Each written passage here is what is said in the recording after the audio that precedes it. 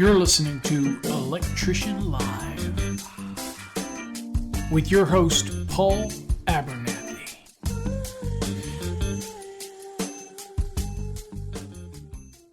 Hey everybody, welcome to another episode of Electrician Live. Sorry for the delay, technical difficulties as always. Guess I need to hire an electrician. But welcome to the show.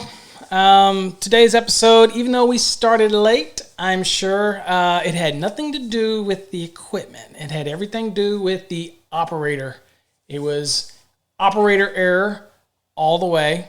And one of the things we were doing is I was adding another feature into the actual program, and I didn't check my settings very well when I was adding the feature in here. So that was a little bit of a problem because I didn't add the features in here very well.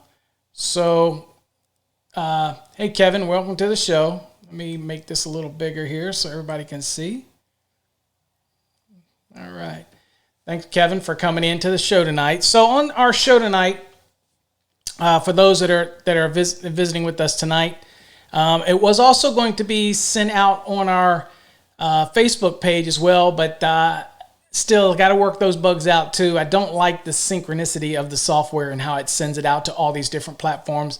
I'm a YouTube guy, so that's where we're going to try to keep it at YouTube. So first things first, I want to thanks to all the listeners out there for joining us for the show. We do this every Saturday evening at 8 p.m. unless, of course, we run into any problems. Hey, Kevin, how you doing? Thanks for coming. To this point, you know, we try to do it every week and have topics. And last week, if you remember, we had a special guest on here about solid ground cords. And this week is a call-in show. So if you see anything that we're discussing, we're going to break it down into 3 different segments. And I'm just kind of talking industry, certain things electrician related. That way we can all join in and call in if you want. Again, you see scrolling across the top of the screen. It's the Skype number to call in or the phone number to call in when we get to the call-in portion, and you want to actually call in with a something you'd like to chime in on during the show. So now today's episode, we have got 3 different topics that we're going to talk about, and of course these can be touchy topics for people.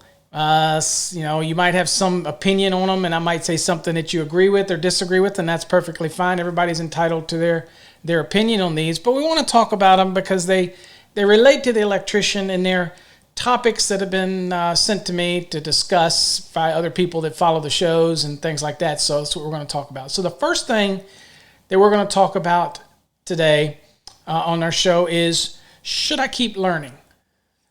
The question I get all the time from people is, you know, I've worked real hard. You study to get your apprentice license, your journeyman's license, and then you move on to become a master electrician. And I think too often people think that at that point they just stop their learning. They don't need to do anything else. They get their license and they're done. Reality is we learn something new every single day. So when I tell somebody that should they keep learning, absolutely. Whether or not you're learning something new for your job. For example, I was doing a class today for an individual, and we were going over plans. So I can't see it because of the light, but there's a set of blueprints here. So we were doing a little one-on-one in understanding blueprint reading and things like that. So, the topic, the first one here in the first part of the show here is very much dealing with, should I keep learning? So I always challenge myself to learn some new aspect of the code that might be something that you just don't study a lot. And so I'm usually, when I'm conveying it to master electricians, for example, and they ask themselves, look, I got my license, I'm done. I don't need to study anything else. So I get this a lot from people who get their license, the master's license more particularly, and they say they're done. That they don't need to do any more studying. If they're done, they're going to start. Now they're going to focus on their business and start focusing on building their business, but then they forget to keep learning. And one of the aspects of it is dealing with what I deal with mostly is the National Electrical Code.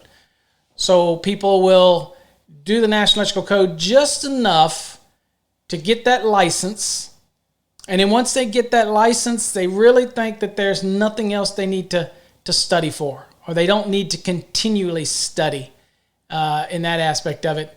And that is not true. You need to continue to study the National Electrical Code because it does a lot of things. And of course, you can do other things like today, me studying with that gentleman on how to read blueprints. All those type of things, you progressively continue to keep putting little things in. So when people ask, should I keep learning? Absolutely. I learn something new every single day, and you should too, or you should at least strive to learn something new every day. And so if you're not real proficient with, I know back when I was earlier days in the apprenticeships, that I would actually go out and buy sticks of EMT, and I would sit there and practice my saddle bends and 90s and offsets, and never stop learning the concept of doing those things in bending, tubing, always learning. So it doesn't mean just the code.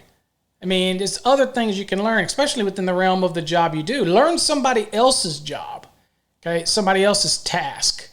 For example, if I'm going to do something, I want to learn something that somebody else is doing, and it helps me learn something. What do we got here? Oops, sorry about that. Lightning, electric. I moved your comment off the board here. Just a second. I'm adding some new stuff in here. So I think it's imperative to keep learning because the NEC is in depth and remember is a lot to remember. And there's always devices coming out. Absolutely. Always something new is coming out that we want to learn. And products are ever changing, right? We're constantly changing. New products are coming out on the market. And so that's an element of learning. Let me move me here. That's an element of where we're always trying to learn something new when it comes to the product details and things like that. So yes, the NEC is a vast document. For example, I do happen to have my NEC because we were working on something today, and here is, my NEC, and this is the 2020 NEC, obviously.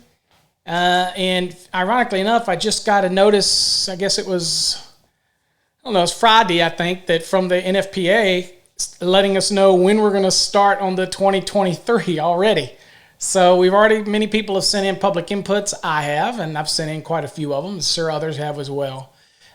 So that's a whole nother learning curve, is understanding the submittal process, public input, public comment, the various meetings we have to go to and things like that. So you should always keep learning. Now, I make it a point when I'm a journeyman to learn something new every day. That was one of my goals. I was going to learn something new every day.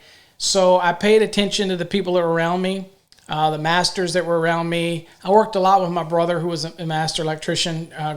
So when I became one many years ago, over 30 years ago, I had the luxury of working with somebody who was very creative. I mean, he was what I like to think of as the MacGyver of electrical. He could, not always good about making things work code-wise, but I mean, because, you don't want to just make stuff work. But he had a way that he could do certain things, and it just was, I learned from that. So I had one of those learning, engaging experiences. But as a master, when I had my company, I always made it an effort to try to teach something to my helpers. Always wanting to teach something, because you should always keep learning in this trade. I challenge yourself, just because you have a license, and I help a lot of people pass exams. Well, my goal and my hope is that when they pass an exam, that's not it, that they keep the code book and move on to the next level. That's kind of why, if people ask me, that's kind of why I created the CMECP program through the corporation, which is, if you're not familiar with that, it's a Certified Master Electrical Code Professional program. And all it was that once somebody got their license as a master, and you have to be a master to qualify, what else was there? I mean, where do you go from here?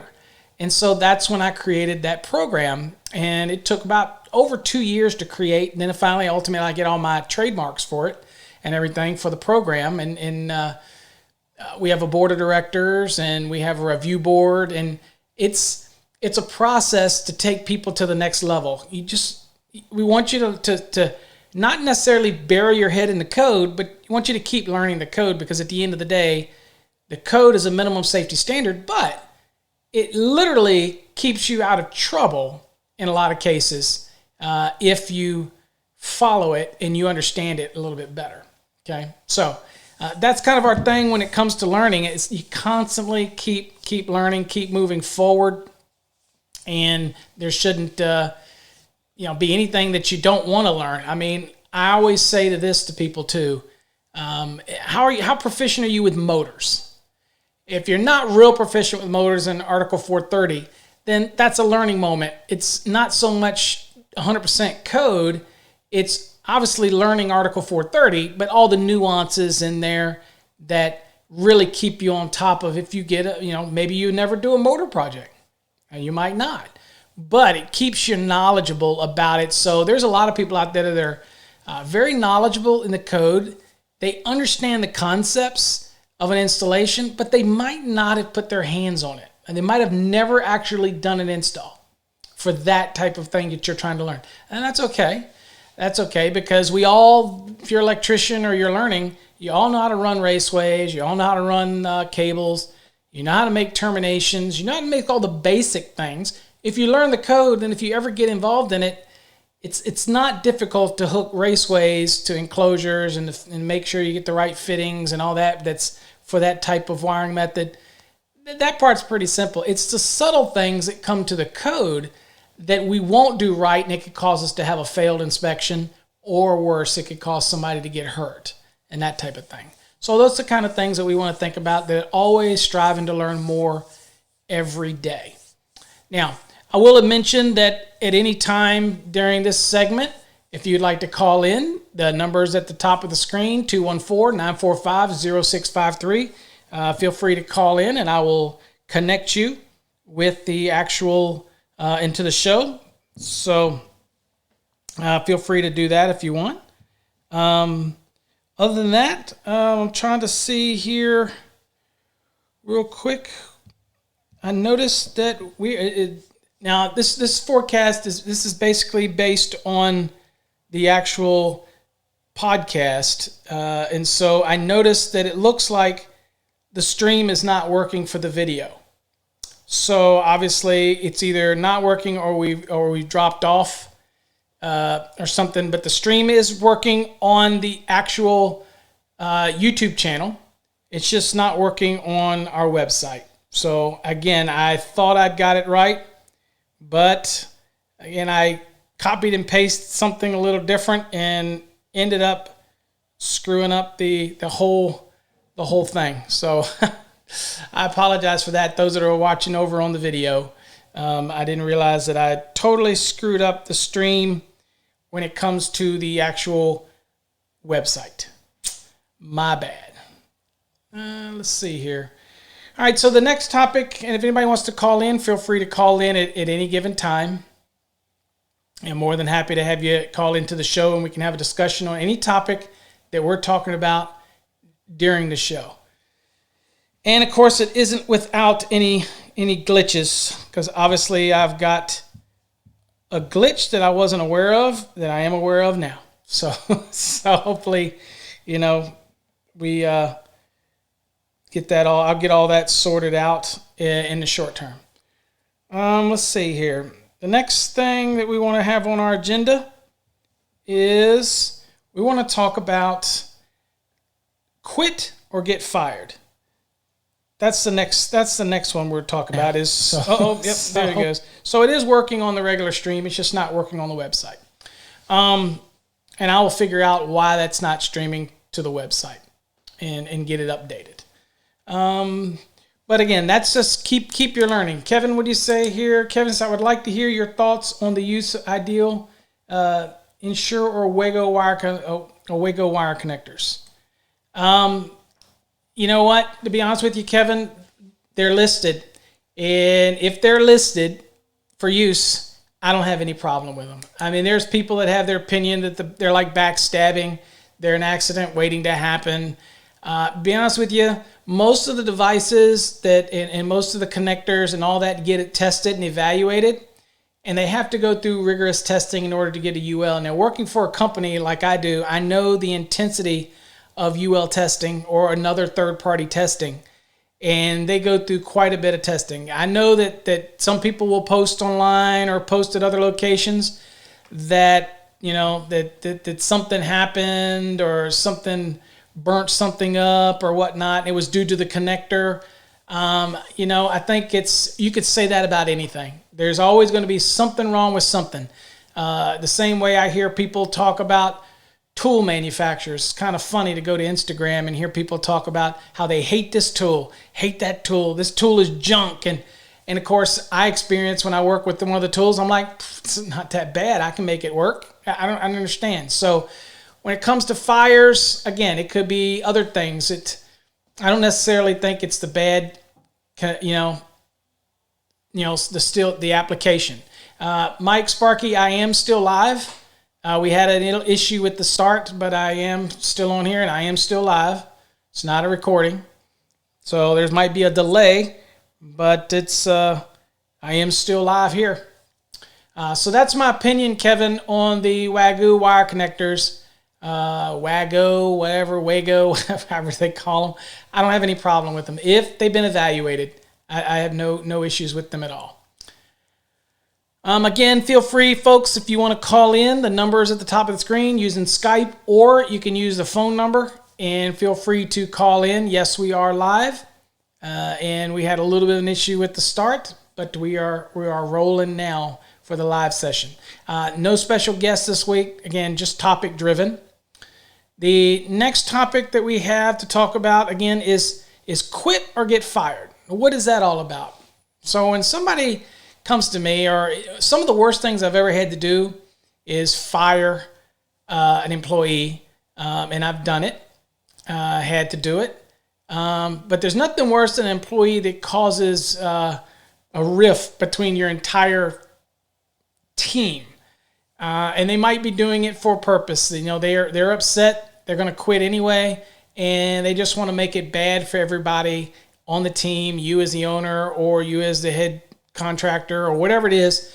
And so they want to create some bad blood there. So when I talk to electricians and we go quit or get fired, what I mean is, let's say I work for an electrical contractor and he's not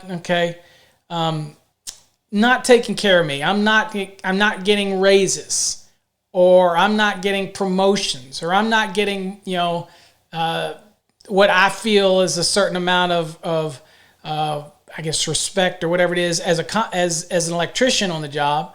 I always tell people, one, you never quit until you have something else lined up, right? I mean, again, you gotta feed your family, and being out of work certainly doesn't feed the family. So there's a big difference. If you quit and you don't have something lined up, then you're hurting everybody. Okay, everybody involved. And that doesn't mean that you never run into a situation where you have to quit. But you know what? There's two different things, because I've had people ask me, well, I'm just going to cause a ruckus. I'm unhappy because I didn't get what I wanted, so I'm going to get fired. Well, the only problem with that is, one, you have just burned a reference for a future job, unless you already had one.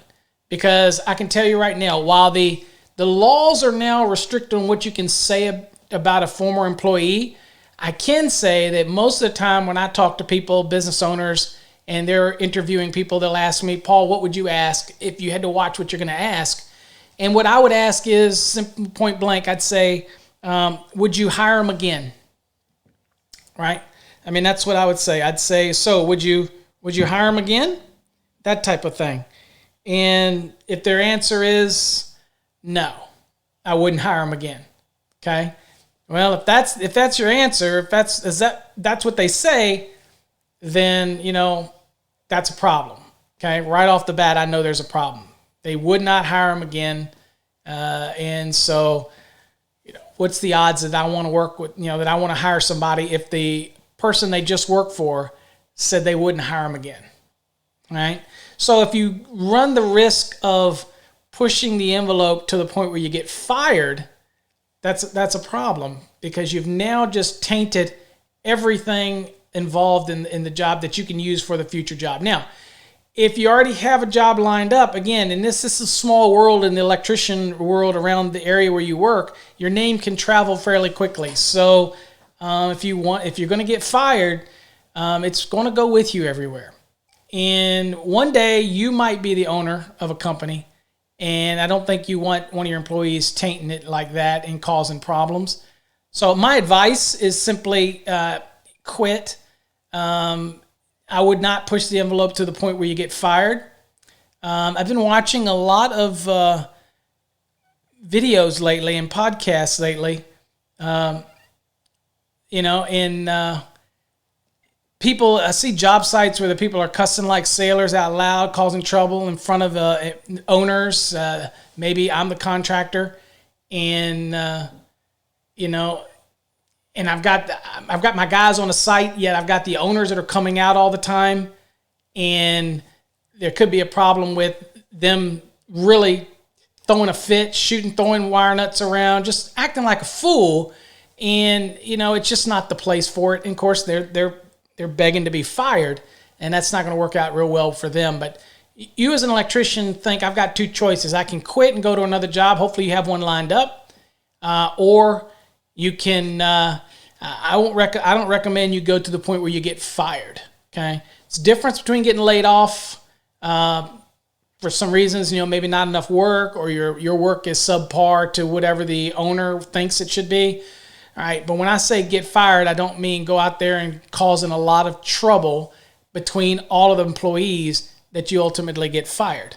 That's not really the way to go with it. Simply always make sure you have something lined up ahead of time. Mike, I'm not sure what you mean. What's that old? I'm not really sure. You're gonna have to clarify what you mean by what you mean by that, because I'm not 100% sure of what that means. So if you have any comments on that about getting fired, or run into a situation where you've had to fire somebody, or you've been fired, or if you've had to make a decision to quit, having to make that decision and things like that, please go on and reach out to us. Go on and call in. There's the phone number or the ticker up there if you want to use Skype to reach out to us, and we'll get you on the show, and you can chime in and give some of your opinions on these topics. And again, if you got another topic you want to talk about, feel free to chime in, ask it in our chat. It'll pop up on the screen and you can see what it is. All those type of things, we're more than willing to talk about during the show to help you out. So again, quitting. My advice to an electrician is to always have a contingency plan to quit. Okay. I mean, right now work is at its premium, means I could probably go get a job at any electrical firm.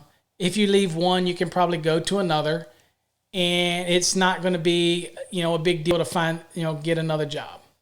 It's not going to be that big of a deal. But are you ready to do that? And do you want to do that on your own terms and quit, right? Some things you need to think about. Let's see here.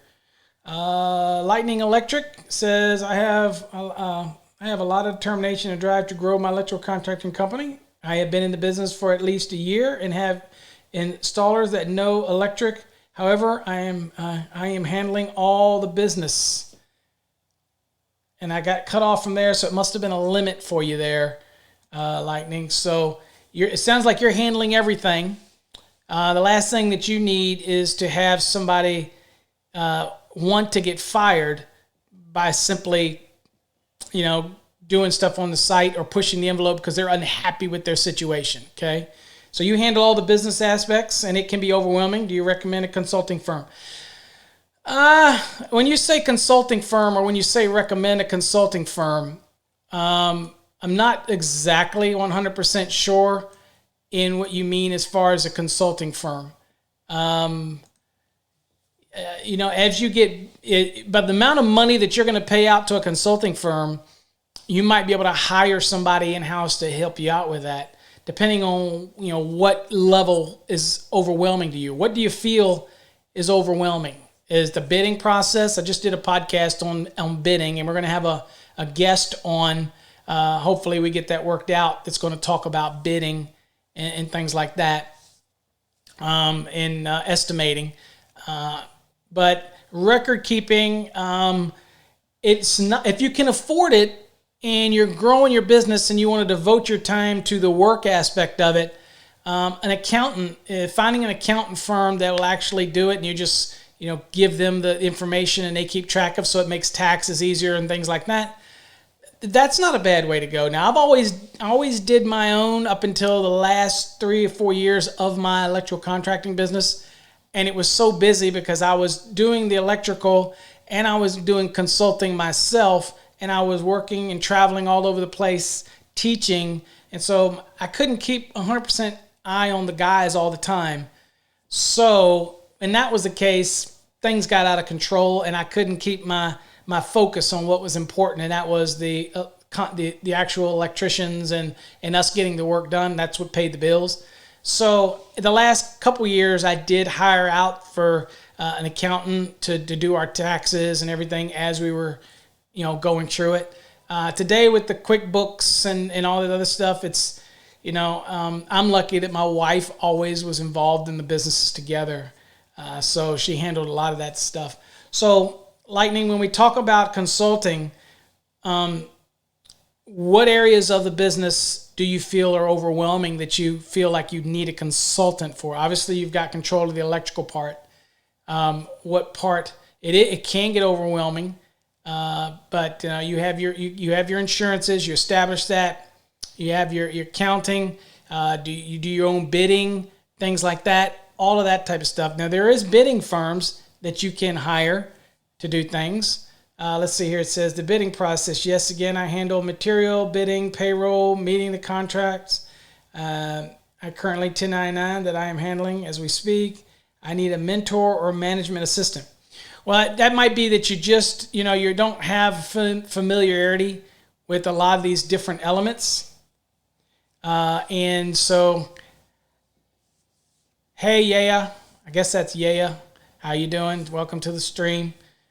Sorry we were started late. I had a little technical difficulties, not with any of the equipment, but with user error trying to simultaneously stream to Facebook, and it didn't work out real well for me. Neither did the Twitch thing. So still a work in progress. We're going to stick with the old YouTube as well until we figure that out. So, okay. Hey, Brian, welcome to the stream. So, yeah, Lightning, if you're feeling overwhelmed, it's nothing worse that's going to drag down your business is when you feel you can't put your focus in your business. That's going to drag you down. So it sounds to me like you need an office manager. If you're big enough that you could afford an office manager, it might be just about somebody that you would hire in and not overly pay them, and to, maybe even a student, a college student, or put it out for part-time. Maybe part-time they only come in and help the accounting part of it, the payroll part of it, those type of things to help ease some of that burden. Because I'll be honest with you, some of the consulting firms are quite expensive to do that. Mike says, speaking of 1099, I noticed that it is a big thing in Texas. Would you elaborate on it if you know about it? Seems every company in general wants to hire you as 1099. Well, Mike, what basically in Texas, the master electrician has to be on record for a company. The owner doesn't necessarily have to be licensed, but the master on record does. And so a lot of times the companies will actually contract the work, but they'll subcontract out. It's kind of interesting. I did a podcast today on subcontracting, but they'll actually subcontract out the work to another group. And you have to be careful with subcontracting because they're a reflection of you. But you do. And you 1099 those individuals, and they'll come to you and you directly pay them, but you're the one getting the contract. They're the ones that are helping you fulfill it. And so you 1099 them, and then, of course, you 1099 them. they're going to be accountable for the taxes and everything else as well, provided they pay them and things like that for their part of it. Okay. But yeah, that's about the best I do it. I don't 1099, but there are people that will 1099 out their work. And a lot of times people will do that in a subcontractor level, whereas they have something that they're bringing on that they don't have a lot of experience in, and they'll hire somebody out to do that. They'll 1099 them.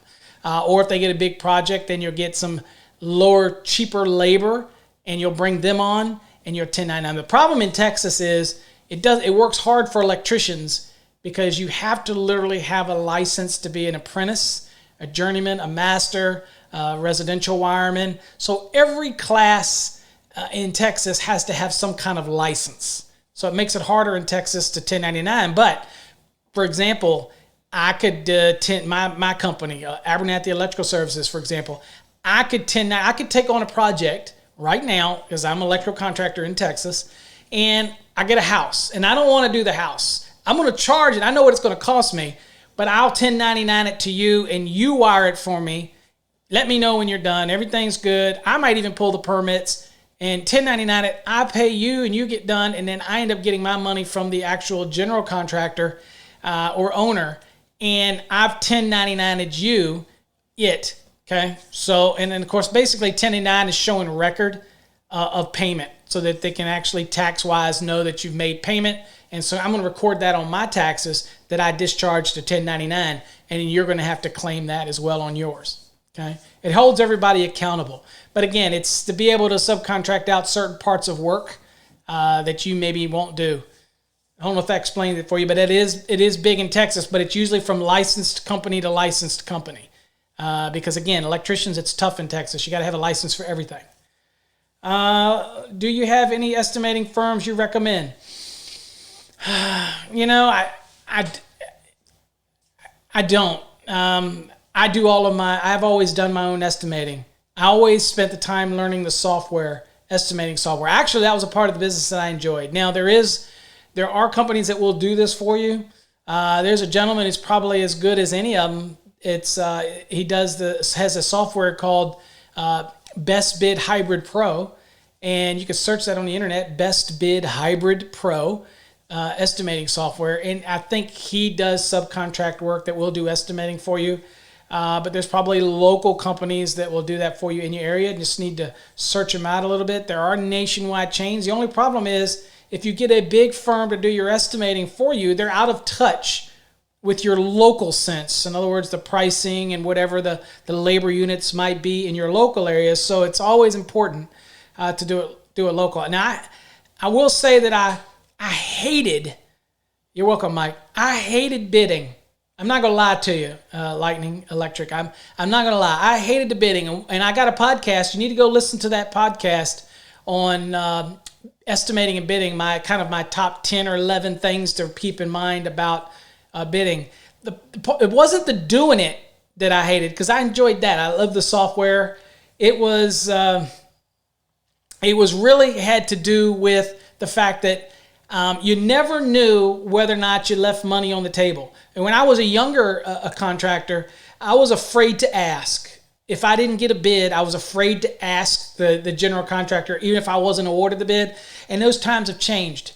One of my advices now is, if you're bidding, in order to get better at bidding, is make sure that if you don't win the bid, that you try to ask the contractor that you put the price into, where did you stack up? So that you can learn whether or not you're too high or you're too low, or what was it about you that they did. I want to learn, and make it a learning experience.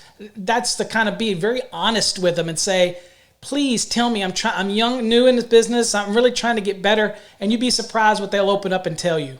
They really will. I didn't really ever use anybody, but there are plenty of local, but I would do local. If you're going to get somebody to do estimating for you, get somebody local that knows the market. Another thing you might think about is finding a friend or a person you know that's an electrician who wants to do a little side work, a little side money, and it's not a competing side like doing electrical work, is ask them if they be willing to do some bidding for you. For a matter of fact, and I even hesitate to say this, I have done some bidding for people through our company, Electrical Code Academy. I'm not a bidding company, so don't contact me, but It was really, once the software is set up, it was really easy to do and do that. But I mean, that's the best advice I can give you, Lightning. Granted, if you are a large enough company, I'd do it all in-house. If you're at that medium where you're making good money, but you're finding that it's taking a lot of your time to do these things, then you might think of hiring somebody and sending them to a school to learn to do estimating. We're going to have a guest on here, hopefully in a couple weeks, that's what they do.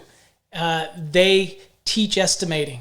And they can you can send somebody to them, or you can train somebody to do the estimating, that type of thing.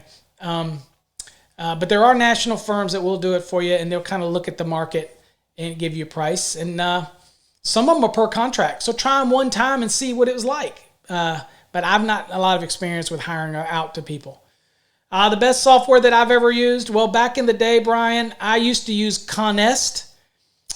But I will say this, personally, and this is just me, and when my expert comes on, he might say otherwise, but personally, the best that I've dealt with is probably the Best Bid Hybrid Pro.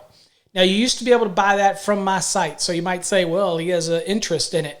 I don't do that anymore because I wanted to be able to give an honest opinion of it, but they've got some of the most advanced software I've ever seen, and it's most affordable. It's the Best Bid Hybrid Pro. Exactly how it sounds. Just type Best Bid Hybrid Pro and tell them you heard it from me, Paul Abernathy, and he might give you a break on the program. Okay, but it's probably the best. And the neat thing about it is it's the way it does a takeoff. You can literally take a picture of the blueprint, and it could be just a JPEG or whatever it is, and load it into the system, and you can look at it on the screen, and you literally can do the takeoff from that picture. Of course, you could scan in the blueprint, but you can draw, and it's just amazing what it does. And I've done some demos on that, and I've since pulled them down because, again, I'm not affiliated with it, and I didn't want to give that message because I wanted to give an honest review of it. But and they're all good. There's other programs out there, but for a cost-wise, it's hard to beat the Best Bid Hybrid Pro. It's hard to beat it. Now, there's other ones out there, and I'm sure when we have our guest speaker that comes on, he'll have his recommendations for the type that he used as well. Okay. Hopefully that answered your question with that. Okay. So again, anybody's free to call in. We have the phone, everything queued up. If you'd like to call in and be a part of the show, feel free to do that using Skype, Master the NEC, or you see the phone number on the screen. Feel free to call in. I'll patch you in and we can have a conversation about anything that you want. So let's see here. The stickers. Yes. Don't forget, we're going to have an announcement here in the middle of the show, not say when, and we're going to talk about the stickers and getting your sticker and the choice of whether you want a master, a journeyman, the Code Mafia, or you want the Wizardry stickers. Okay, we'll have that in here shortly. I will tell you about that. So hang in tight for that. Lightning, for helping me. I passed my math exam last year with Paul's YouTube videos with no calculator. There you go. You watched enough of the videos that it was just in the brain. And yeah, sometimes there's some of the things when you think about it, you might not even need a calculator, but make sure you have one. Just so you're saying, Lightning, make sure you take a calculator in there. Just make sure it's not one of those ones where you can actually store stuff in it because they won't allow that. Just a regular one. You can't use your phone calculator. Okay. But all of that good stuff. So just make sure that you go in there prepared. So congratulations to you. So you're right into the business. So, hey, you know what, Lightning? If you're already thinking about, you're overwhelmed with the bidding and everything like that, and you're this early into it as, you know, getting that license, that master's license, then you're doing things right. You know, don't stress it too much. You know, enjoy it. Okay, because it, you know, as it grows, you'll understand that you have to potentially hire additional people, maybe somebody to do bidding. Then that's all they do. If you get that much business, then you know, then it's worth hiring somebody. That type of thing. Oh, Maryland, no calculator in Maryland. Wow, that's scary. So, Hey, well, here's my thing. If Maryland lets you do that, then it must be pretty straightforward math. If they don't let, because there's no daggone way they're going to let me do square roots and all this kind of stuff. I would be complaining to that state administrator in a heartbeat with a formal letter. So, but yeah, some states are funky like that. I was just in Maryland, by the way. I was just in Maryland at, I can't remember where it was. Just right close to D.C. It was just over the line. And I was there teaching a class to a bunch of engineers. God, it was just 2 weeks ago, 2.5 weeks ago, I was there teaching a code class and a product class to an engineering group there. Also in Maryland, we have a CMECP, Marty Schumacher, who's actually in Maryland, and Marty does a wonderful job teaching people, and he's a CMECP as well, and he's also in a previous Mike Holt Top Gun, and I was also back in the day, back years ago. So we're going to talk stickers, Mike. We're going to talk stickers. Calm down, relax. Okay, so let's go on to our next topic so we can at least stay on schedule. Again, if anybody wants to call, feel free to call in. There's a number at the top of the screen, and there's the Skype at the top of the screen if you want to call in as well. I have the system all queued up in case you want to call in. And we're going to get the stickers here in just a second. Now, the last topic is we talked about quitting and getting fired, and we talked about should I keep learning, and you should always keep learning, not just when you get your master's. Keep on learning. The next topic that we want to talk about is leaders and followers. Obviously, leaders or followers, we need both. It's pretty clear to me that you folks here are leaders. You're moving forward. You're involved. We need followers too, which is typically our helpers, our journeymen that are following us. But occasionally, you get this journeyman on your site that will act like a leader. And you need to identify that leader early on, because that can be very, very beneficial in influencing other people on the job site. So a good owner or a good master electrician is always looking out for individuals that have leadership qualities. Now, we all can't be a leader. We need our followers. Followers get things done. But a good leader is a leader who actually leads by example and not just barks orders, but actually can practice what they preach. And that was always one thing about my job sites, that when I was out there, I would never tell one of my guys to do something that I wasn't willing to do. Okay, something that I wasn't willing to put my hands on and do it. So, and in my day, I have experience in residential, commercial, light commercial, and industrial motor control work. Very little motor control work. I did a lot of motor applications, but that kind of thing that I dealt with. But I made it a point to always teach something to somebody that was around me. And so when I moved on to become an inspector, and then as a supervisor, and then as an engineer too for the city of Richmond, and then code supervisor for the city of Alexandria, Virginia, which is back in Virginia, I always made it an effort to teach somebody. And I always used to look around, because I was always in a supervisory role, and you might be it as well, as I'm always looking around for people to help me when it comes to getting the message across. Okay? And the people that I'm looking for are the people that are engaged. And there's always a leader in the bunch. Okay? Even if you have a bunch of journeyman electricians, if you look at it, there's always a leader in the bunch. And yes, we need leaders and followers, but we definitely want to be able to find who that leader is and cultivate that leadership skill. And it'll stick out on the job. Trust me.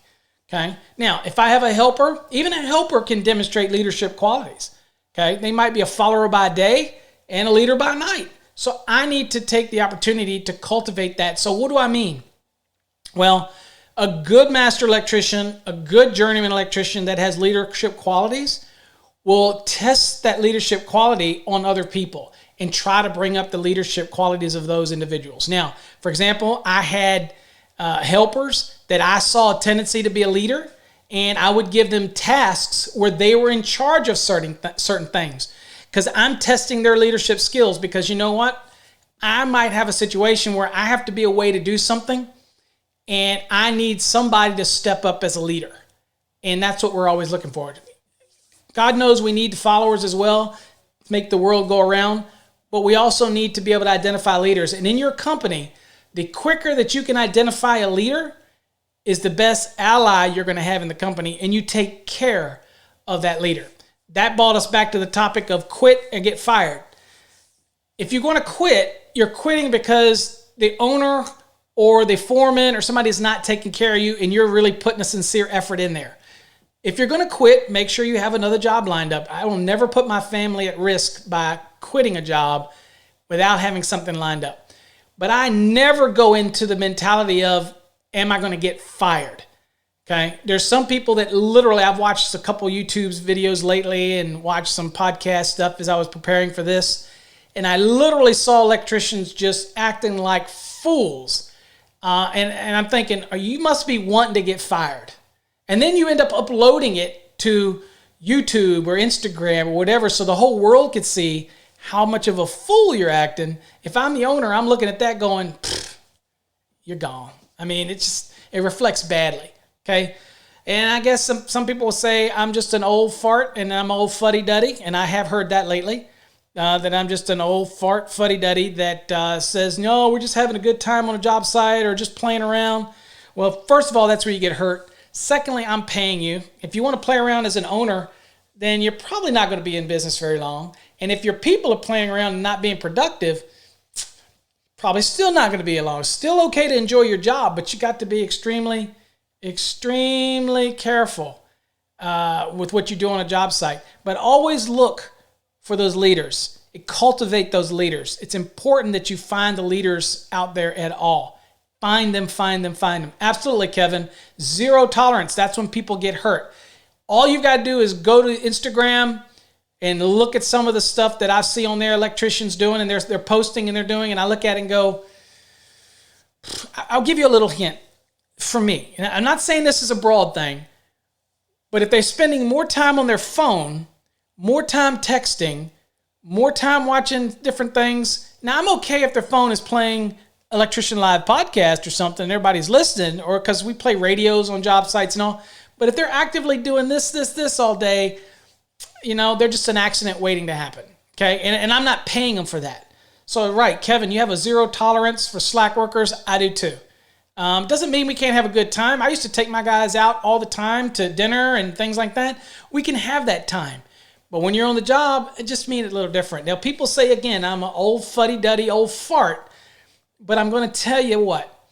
To me, it was important because it was all about my image and what I wanted to portray, because I, didn't want to have people complain about my pricing. I didn't want them to complain about my work ethic. I wanted to treat the business as if it was the same as if I was a doctor or lawyer or whatever. I felt like you get the same respect. We had to go through training. We have to learn a skill. What we do makes these lights come on. And you know what? It deserves respect.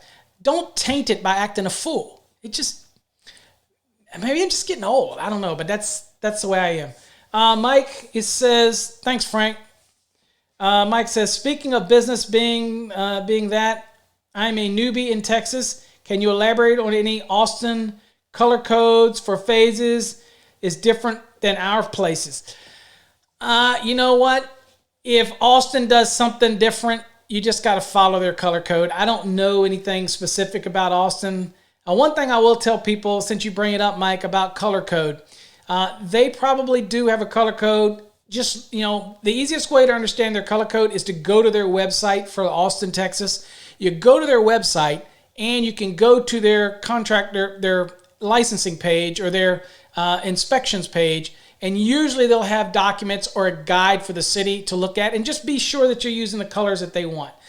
Incidentally, when we're talking about colors, a lot of people think that black, red, blue, brown, orange, yellow are the colors that are required for phase conductors.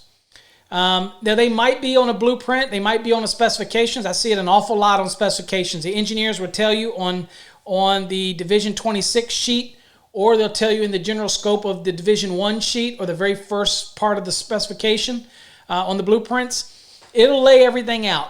It'll say 120, 208, black, red, blue, 277, 480, brown, orange, yellow, It'll say whether or not you have a white neutral or a gray neutral. It'll spell all that out. You just have to follow it. The fortunate thing about us as electricians is that we're like chameleons, man. We can adapt to anything, and I'm sure, Mike, you're going to adapt to whatever. But yeah, a lot of people think that, for example, 12208 is black, red, blue. And that is traditionally the color scheme. That all started many years ago with Nika and all that type of stuff. And people say it makes it safer to do that. But again, I'm a believer you can use any color scheme you want as long as you identify it properly. And we do have requirements in the code to identify it, whatever color scheme you choose. In fact, I used to have a contractor back in Virginia that used to use, it's a female contractor, and her color schemes were, I think it was tan, pink, and purple for her three-phase applications. All right, so that was just her color, and it became her trademark, and I'm sure she paid extra for those colors, but that was her thing. And if anybody would give her grief, and she used to come to all of our seminars that I used to do the training for continuing ed, and people would, joke about the different colors, and she used to label everything, and I'm a big believer in labeling everything. Some people say label it, and all it does is give the lawyers a way to find you. And I'm like, if you do it right, you don't have to worry about it, right? If you won't have to have any worry about it. So label up everything. I believe in putting my name on the panels. Above suspended ceilings, every now and then, I would always hang one of my tags on the MC cable so they know where it came from, who installed it, in case they were doing any renovation. I wanted to make sure that I got an opportunity to bid that project. So, I put my name on everything. All my employees had their shirts, our name on the back. I provided them for all of our employees because I expected them to look a certain way, and I expected I had to provide it. Now, they wore blue jeans, but the shirts that I provided, shirts are cheap today, all those kind of things. But color schemes, the only thing that's required in the code, for example, and many people ask me this, is what about orange? Well, orange is required for a Delta high leg if you're going to use a color scheme. But the code allows me to put labels on it or tags on it. I could have all black phases and put tags or markings on it, and that would be acceptable. But if I'm going to use colors, if it's a Delta high leg, code says that it would be, if color is used, then it would be orange. Okay. Now, does that mean I can't use orange for, let's say, a Y configuration? If I wanted to, absolutely, you can use it all you want. It's just when it is in a Delta high leg and you're going to use color, it has to be orange. So many people are can get confused about that sometimes as well. Okay, so just want to make sure. Okay, now hold on, let me reach out a screen. Actually, I'm not going to reach out a screen. I want to tell you about stickers.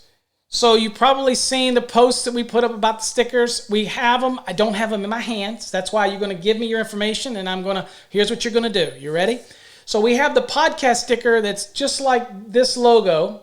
That's the one I'm most proud of, people wanting to share this podcast, as it's going to get better as we get more topics and you send in topics and we have more guests and things like that.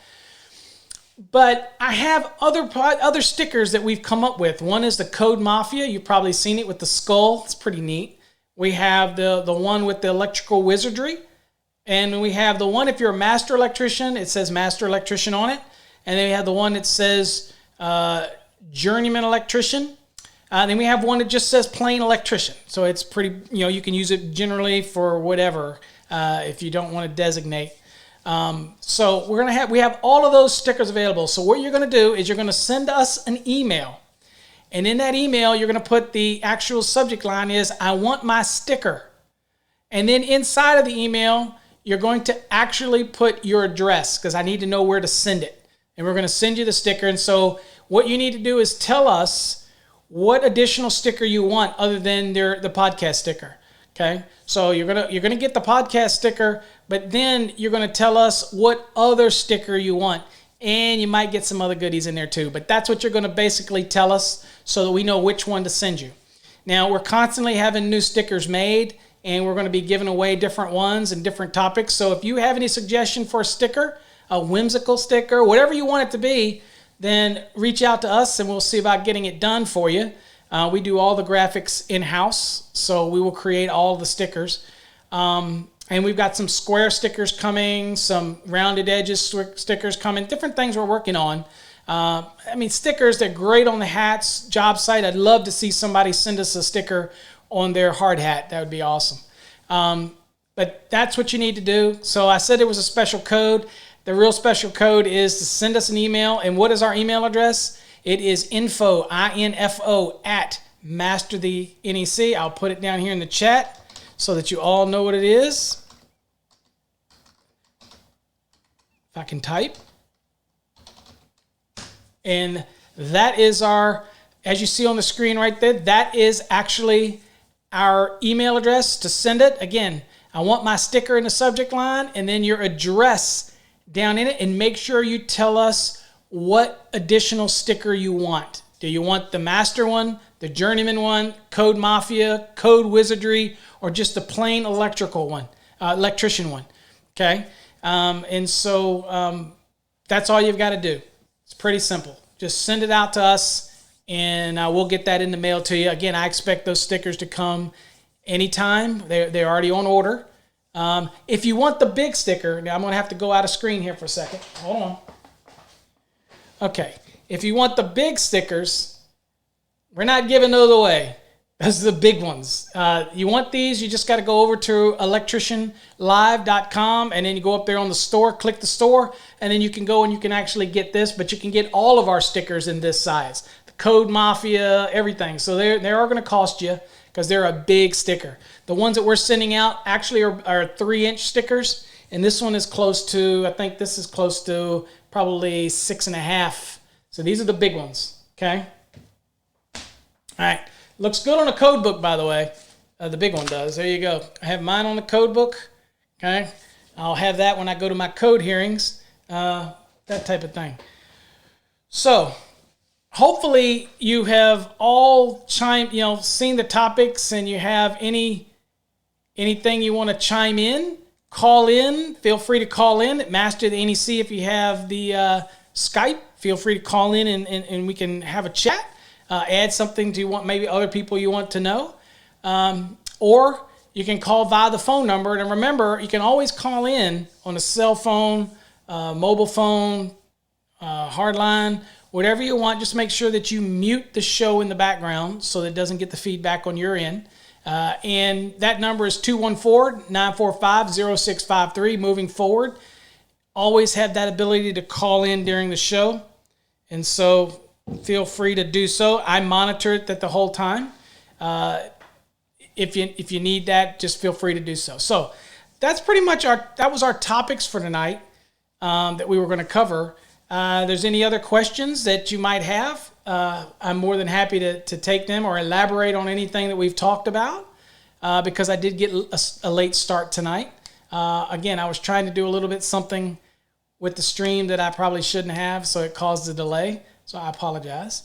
For those that are listening, again, this is the video is secondary to the podcast. So listening on our website, actually on the podcast, Pure Podcast page, or on one of our outlets, Spreaker, iHeartRadio, Deezer, all those type of things. Or again, you can come over as you see right up here, right there. You can always come to youtube.com/Master the NEC in the future. We're more than happy to pick up any topic that you would like. So if there's any topics that you want to talk about, any code questions you want to ask while you're here, feel free to bring them. Hopefully everything's going still. The stream, everything looks like it's still going. So feel free to ask away. If you have any questions. Not seeing any come in, so I really have nothing else to talk about tonight. So, contractors. So, I did a podcast today. If y'all haven't had a chance to listen to it, you're welcome, Muhammad. If y'all haven't had a chance to listen to the podcast that we put out today, go over to our YouTube channel if that's where you're listening and listen there. I did a podcast today on contractors versus subcontractors, And it's important to understand that if you're going to do a 1099, like we were talking about earlier, that you understand that that subcontractor is how they reflect on you to the actual owner. And you need to make sure that all the information that they're doing it on time, that they're following all those rules and things like that, so that they actually can make sure that they don't present you in a bad light. Because again, you're a subcontractor to the general, but they're the 1099, they're a subcontractor to you. And they reflect on you either poorly or well, depending on how you work it out, making sure they're on time and everything like that. Armando, I do come to Colorado from time to time, but usually it's only for companies that have me come out there to speak at some event, or for a company, maybe either code class or something like that. They're generally not open to the public too much. Most of the time, things I do like that are specific for corporate world. Also, I sometimes make it in places like that for Encore Wire, because I teach for Encore Wire, and I work for Encore Wire as their codes and standards guy. I'm a head of that division. So that also brings me to Colorado and other places for meetings and conventions and things like that. But no, I don't do any private teaching code updates or anything like that unless a company brings me in. And they can do that. We are available to do a 4-hour, 6-hour, 8-hour, 10-hour, all that kind of stuff.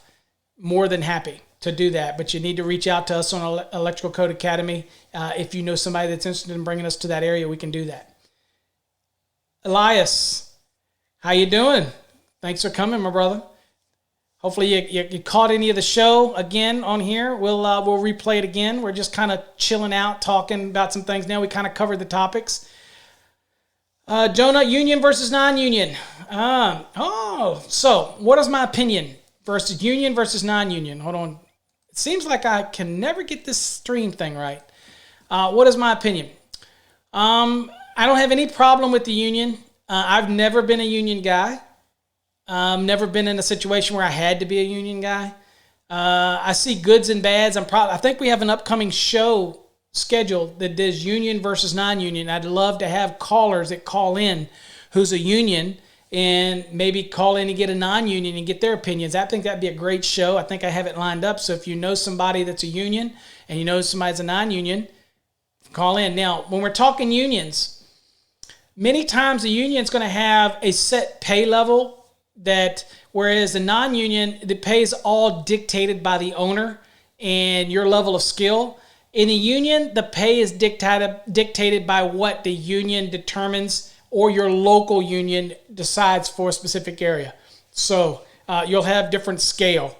And the other thing about the union is that when you're in the union, like say IBEW or something like that, if you're in a certain union, then you might, if you've been in it a while, you can pretty much guarantee you're going to have work somewhere. Now, you might have to travel, but you're going to have to go somewhere, but you can get work. Non-union, if it dries up, and you're only, the contractor is the one that's got to keep you busy if he's a non-union contractor. So there is benefits to that. The union does make sure that you have certain benefits that maybe a non-union can't afford. But with that said, there's other alternatives. For example, IEC, Independent Electrical Contractors, people that join that association can actually offer many of the same benefits that you would get in a union, but it's a non-union thing. And they have the education, apprenticeship programs as well. And I think I do a podcast that explains all that as well.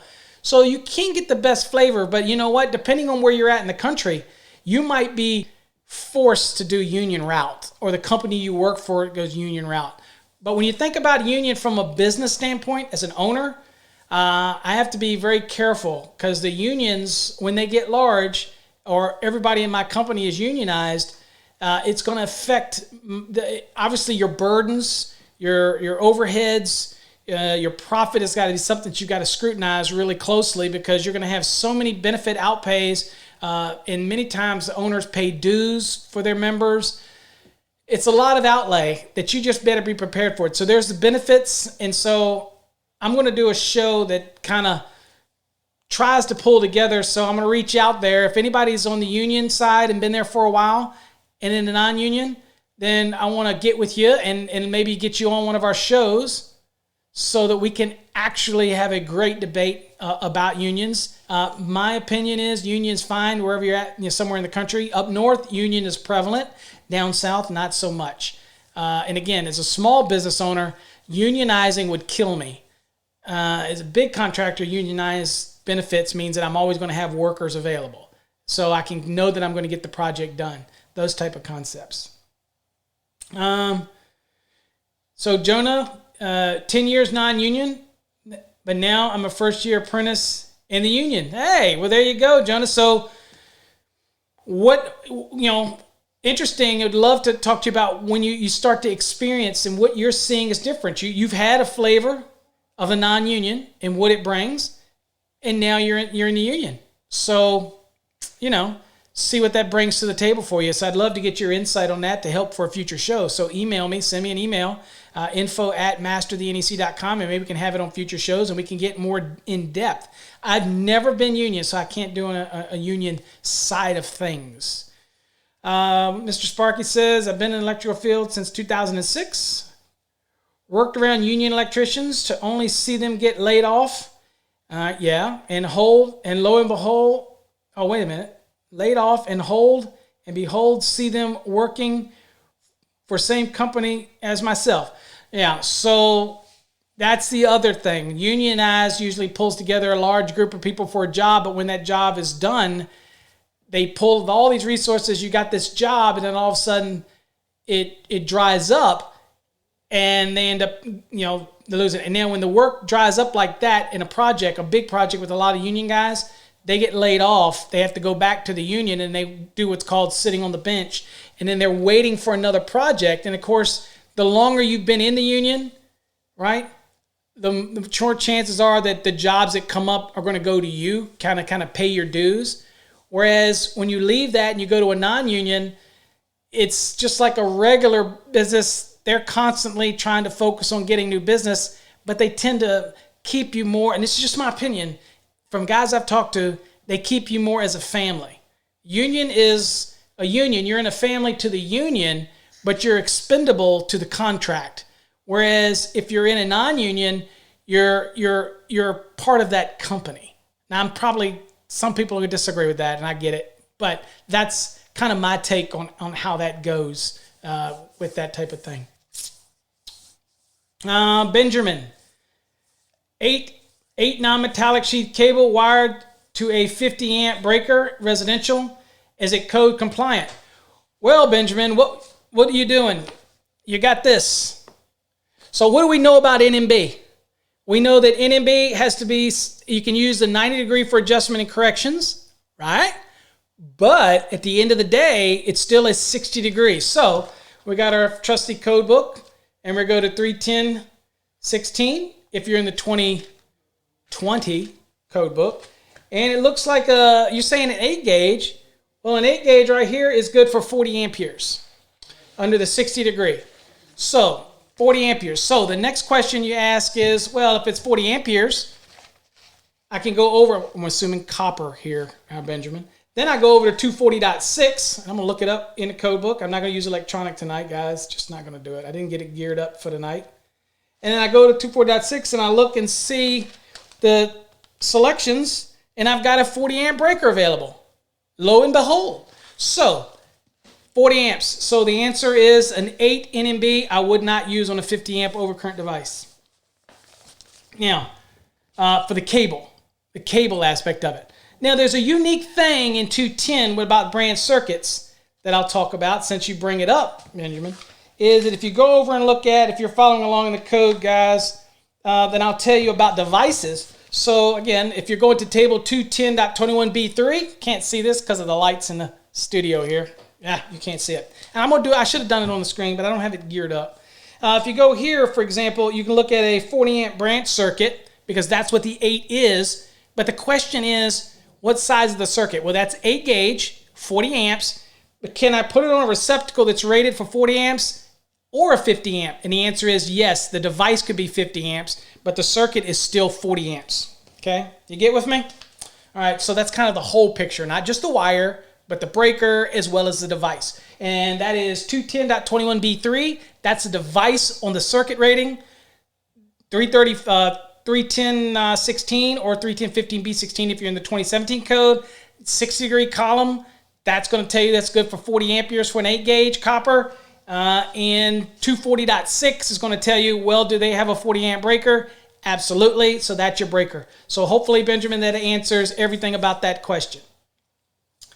Elias, if you get laid in the union, well, that's a personal thing, Elias, and I don't know about all that now.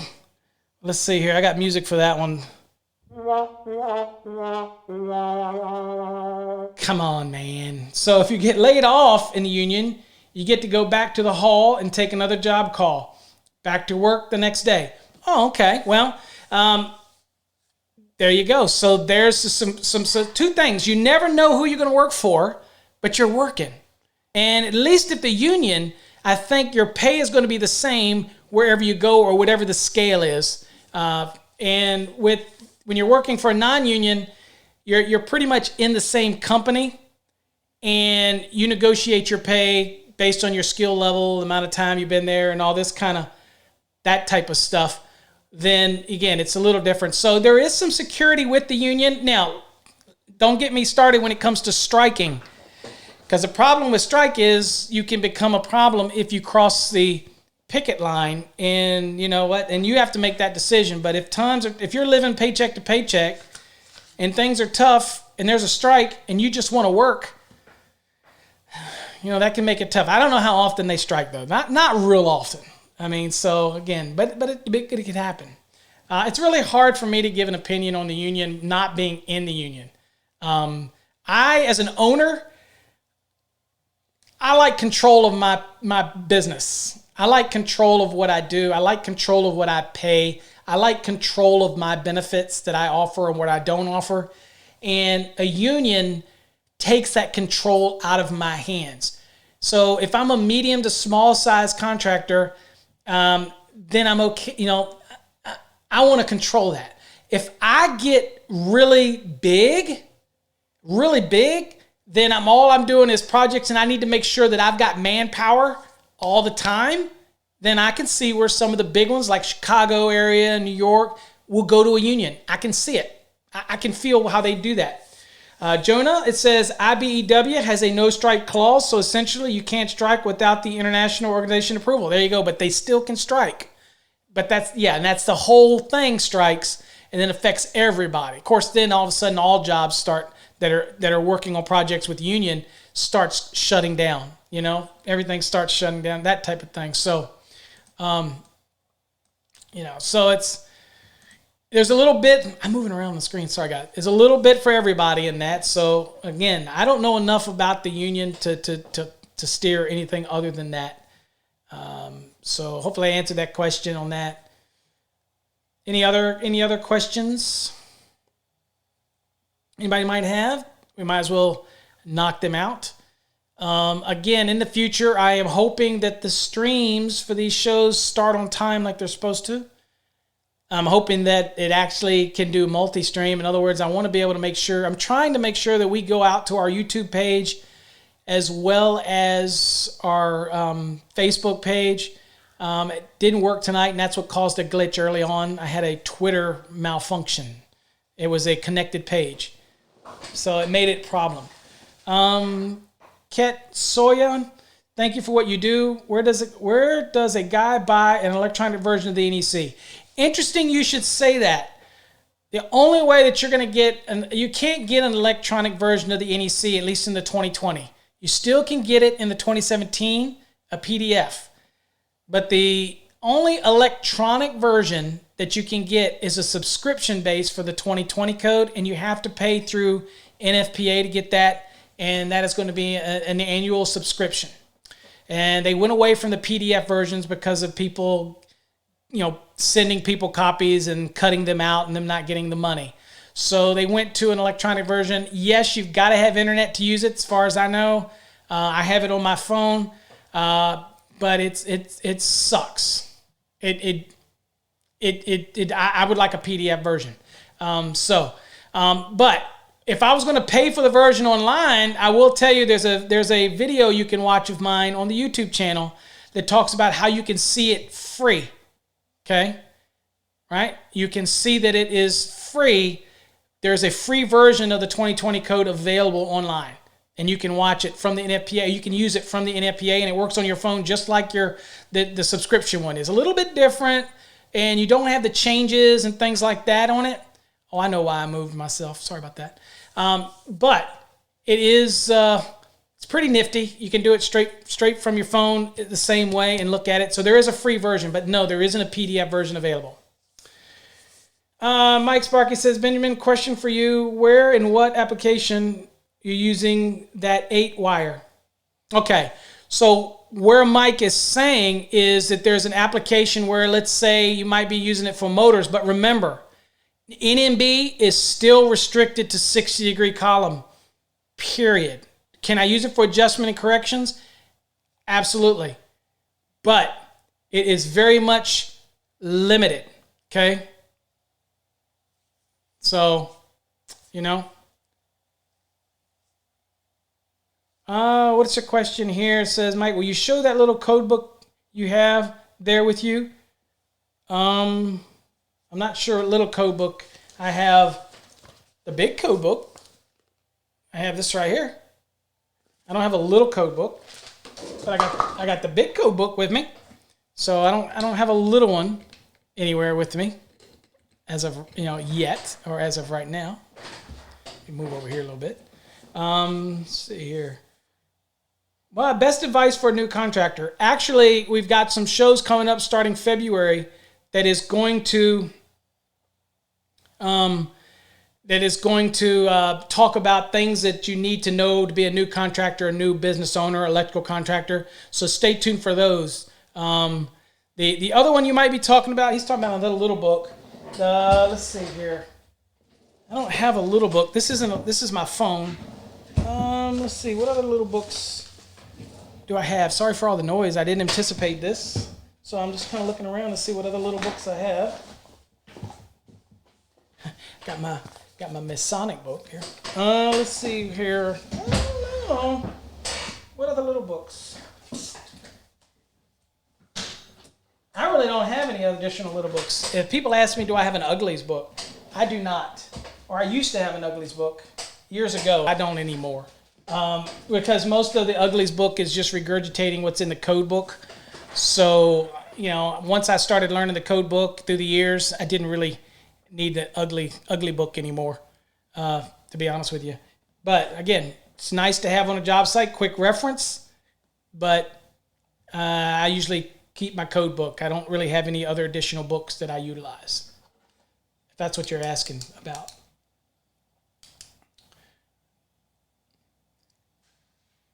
No, we got Elias and Jonah having a conversation amongst themselves. I guess they're talking union stuff. So anyway, if anybody wants to call in on the show, again, don't be shy. There's a phone number at the top of the screen, and there's the Skype, that type of thing. So for those that came in late about the stickers, remember, send me an email at info at masterthenec.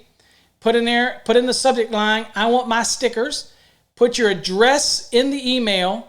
And also, make sure you mention what additional sticker you want, whether you want the Code Mafia, the Code Wizardry sticker, whether or not you want the Electrician, or the Master Electrician, or even the Journeyman sticker, depending on what you are. And I'll send those out, and I'll send you some extra little stuff too. But that's how you get that. So there's no special code. I didn't lie, really. I just didn't want to do the code. It's much easier if you just send me out an email and put in the subject line, I want my sticker. Send it to info at masterthenec. Just kind of like you see here. Right there on the YouTube there, Master the NEC. So it's info at masterthenec.com. Put in the subject line, I want my stickers. And then down in the body of it, make sure you put your address and which stickers you want. You're going to get the podcast sticker. and we want to get your pictures of you sharing that sticker on your hard hats or wherever you share it. Send it to us, and we'll put them on future shows. I'll have a medley of pictures, and let us know what other sticker you want. Whether you want the Code Mafia, Code Wizardry one, whether or not they want the Master Electrician one, the Journeyman Electrician one, or the just generic Electrician one. Okay, there you go. So. Jonas says, do you have an email list so I can be kept up to date on when you're streaming and uploading? The easiest way to do that is to subscribe to the channel, Jonah, because it will send out notices for that as well, to be able to let you know for that application. What do we got here? Benjamin. 2020 example B3 store is an answer that's different than the 2017 NXD. All right, I'm not sure what you're referring to. It can't be to the NMB because typically you wouldn't use a store, wouldn't use NMB. I mean, not that it can't, but typically you wouldn't. Well, let's look at what Benjamin's talking about. Actually, you know what? Since now we've kind of gone past the stream, let's just play a little bit. I'm going to let me pull up my code book here. Bear with me, guys. What I'll do is I'll go in and pull up the code book. So hang on there for a second. And let me get to my code book, and we'll look, and I'll get to and see what Benjamin's talking about. Y'all bear with me here. I'll get this thing on the screen. I wasn't going to have that here tonight, so I didn't do that. So let me make sure I optimize this. There we go. Let me move this up one. Okay, so now we have the stream. Let's see if I can keep me out of the way. And let's go look at it. So basically what you're saying is NXD. Let's go to the NXD, Benjamin, and see what we're doing. And which one did you say, Benjamin? You say, which one? D3? The biggest project I ever had was a big commercial job back in Virginia. It was actually a multi-outfit poultry facility, and that was the biggest one that we did. My company did as far as that job. Now I've done some residential. The biggest project I did was I think it was probably a $9 million residence. It was right at 10,000 square feet.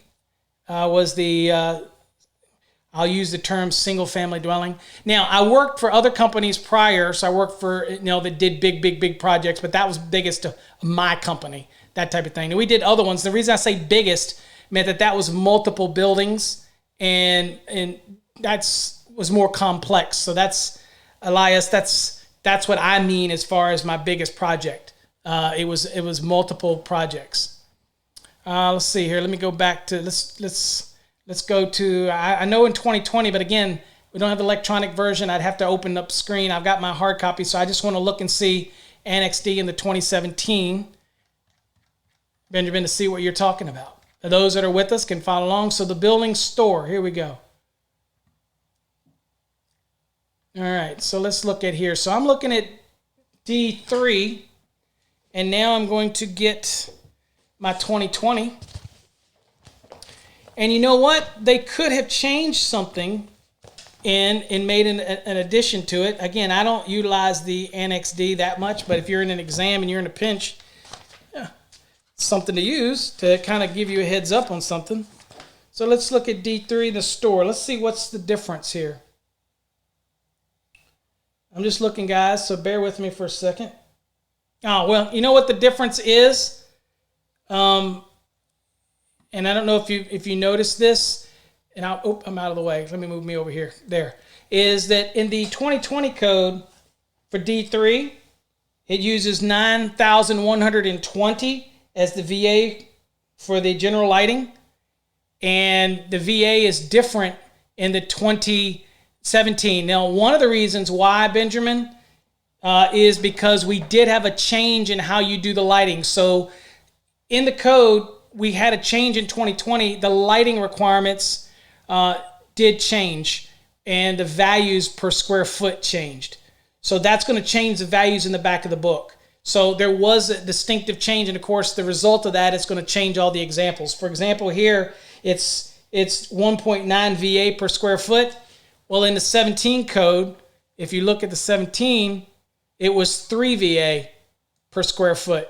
Okay, so again, there was a little bit of a difference, and it all has to do with the change that took place in the general lighting requirements. Okay, all of that changed a little bit for the 2020 code. Another thing that was important about that change, Benjamin, is that now we don't have to take into consideration continuous loads anymore when it comes to for the lighting, for example, for a commercial building. It's already figured into the table. So we no longer have to worry about that application now. It's going to take care of that continuous load for us moving on in the future. So, but the change here is not an error. It's actually a correction to the way we do the calculation. And we're going to have videos for the 2020 code that explains all those changes. Elias, peace out. Thanks for coming. Thanks for joining. Come see us next time. And again, email us for those stickers and let us know any future topics you want us to talk about on the show and coming up in the future. All right? So, I don't know, Benjamin, did that answer your question? Let's come back to me. Did that answer that for you? What was actually changed in the code? We've changed one of the aspects, and we've moved the residential, the dwelling units have now been moved out of that table. Okay? And so that's no longer in 220.12 anymore. It has its own area. And inside of 220.12, all of the VA values per square foot have all been altered. And they were all based on the ASHRAE and lighting density tests that have been done through the years in order to change all that. And so that's what took place. And as a result of that, it's going to change all your calculations. So that's something new. So when I remember at the beginning of the show, when I said about learning new stuff, there you go. 2020 has got plenty of new stuff that we have to teach you. The calculations are changing.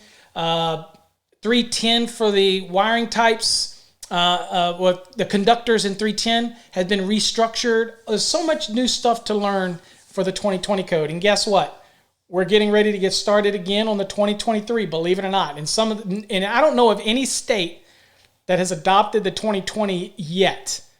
But we're getting ready. The public inputs are coming in. I've sent probably 15, maybe, something like that, of new changes that I want for the 2023 code. And so we're going to get started January of 2021. We have our meeting in Hilton Head, and I'm there for 2 weeks, and we'll be going over the code.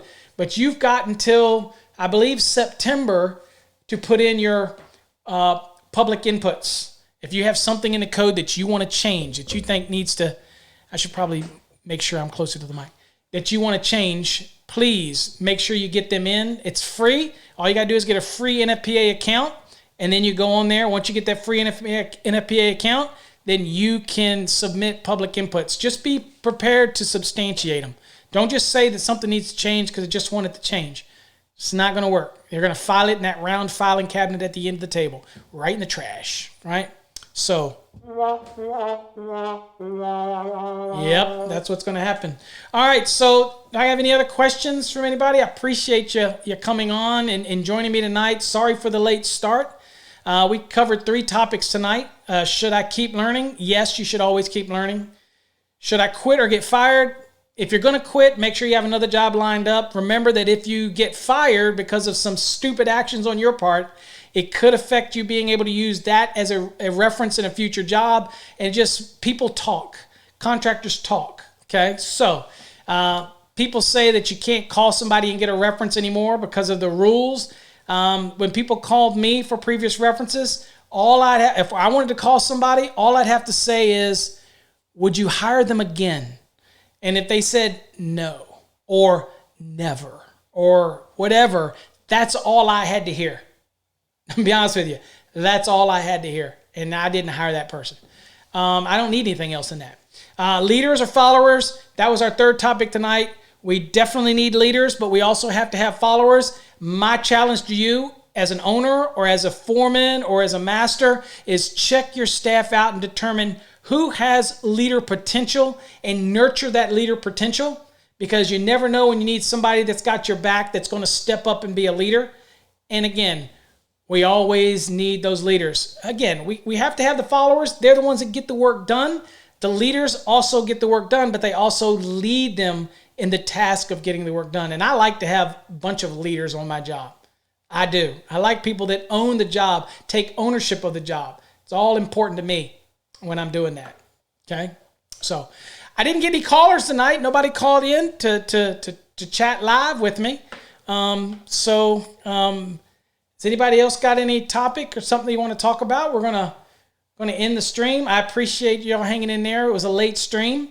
Again, I was trying to do something difficult that I'll get it sorted out for the next time. Trust me.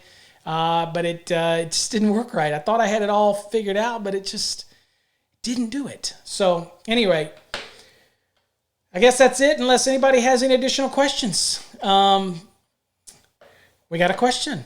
I'm going to say here, let's say, Nick, thanks. Welcome to the show, Nick. Is a pre-tab and highlighting codebook allowed for testing? Nick, it depends on your state.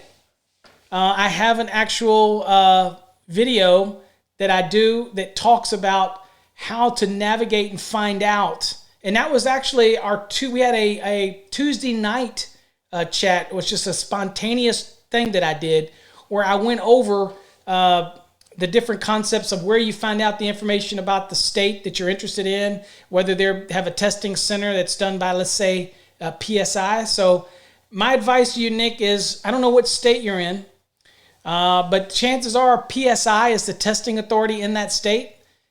As a guess, go to psiexams.com and go down, and if they actually have a bulletin, it'll tell you what you can and what you can't have in your code book. For example, Texas, I can highlight in my code book, I can underline in my code book, and I can make notes in my code book. For example, in the front of the code book for Texas guys, I teach them how to put all the formulas in the front. And if they put all the formulas in the front, then at any given time, if they have a question, they need to understand a formula, voltage drop, or whatever it is, they can go right to the front, right? But that's Texas. You need to check. I don't know every state. Most states that I know of will let you tab, which are tabs that you have to get are the kind that are pre-made and they're permanent, not the kind that you get and they come off, peel off. It's not going to work. They got to be permanent. And there's some states, by the way, that will only let you use a softbound edition. Just like this right here. There's some states that will only let you use the softbound edition. They won't let you use a spiral, which is the curly spiral, and they won't let you use the loose leaf with the 3-hole punch. It depends on the state you're in. So I encourage you to check with whoever does your testing. They usually have a bulletin. And to be honest with you, it's either going to be PSI or it's going to be iccsafe.org, either one of those. But we have a video on that, Nick. So make sure you subscribe and then go to our website or go actually to youtube.com/master the NEC. And it's probably where you're at now. And you can look and see, what you have the requirements by downloading their bulletin. Okay. I don't know in Florida, Nick, you're going to have to check the bulletin. There's too many states, but again, every state is different. Danny, pencil is not allowed in Oklahoma. Okay, so it has to be pen. There you go. Can you repeat the name of the best bit? I'm not sure the best bit. If you're talking about bidding software, then Demetrio, it's called Best Bid Hybrid Pro. Best Bid Hybrid Pro. That's one of the estimating softwares that I recommend. It's a pretty good software. And there's a lot of other ones out there, but that's the one, if that's what you're asking. It's Best Bid Hybrid Pro. Just go to your browser and just type Best Bid Hybrid Pro. If you order it, tell the guy in there that you heard about it from me, and he might cut you a deal. Danny, exactly. No loose leaves in Oklahoma either. Texas, they really want softbound. They don't care if you highlight. They don't care if you underline. They don't care if you make notes, as long as they're permanent notes. They won't let you do it during the exam. Every state is different. So, Nick, if you send me an email, I will send you exactly the information from Florida. Just send me an email at info at masterthenec.com, and I'll be more than happy to get that information for you and send it so you know exactly what you can and what you can't do in Florida. I'll save you the trouble. I'll let you know. Contact me, and I'll get you that information. I don't know right off the top of my head. All right, guys. When is Texas adopting the 2020? Probably not going to be until, if I remember right, because we still have to have the meeting where we meet about the test exam. We're at that time again. So I would look, and don't hold me to it. I know it's out there. I've seen it somewhere published. But I'm thinking it's probably going to be around August or something like August to September. I want to guess somewhere like there. I think it might be September. There you go, Benjamin. It says it's September. We have to have time to add any additional questions to the exam. Now, I don't know that I'm going to be on that committee this year, this cycle or not. I don't know, but to help write the exam. Maybe they're upset that I teach people how to pass the exam and how to learn the code. Maybe they don't want me on again. I don't know. But they reached out to me last time, but this time I had to step off of it. And it's too early yet to see whether or not they want me back on it again. Taking notes. You never, ever, no matter what exam you're in, you can't take the notes while you're taking an exam. Okay? Kevin, do you know if the Dallas area has more opportunities for licensed electrician compared to other areas like Austin, San Antonio, and El Paso? Kevin, I don't know about down there. All I can tell you is that Dallas area in North Texas has so much construction going on that I got to think that there's plenty of opportunities up here because it's just booming. Okay, everything's just in Texas. Around the country, people feel back when they had the slowdowns in the 2007s and all that, and rumors were that northern Texas, Dallas area, and all that never ever really saw a slowdown.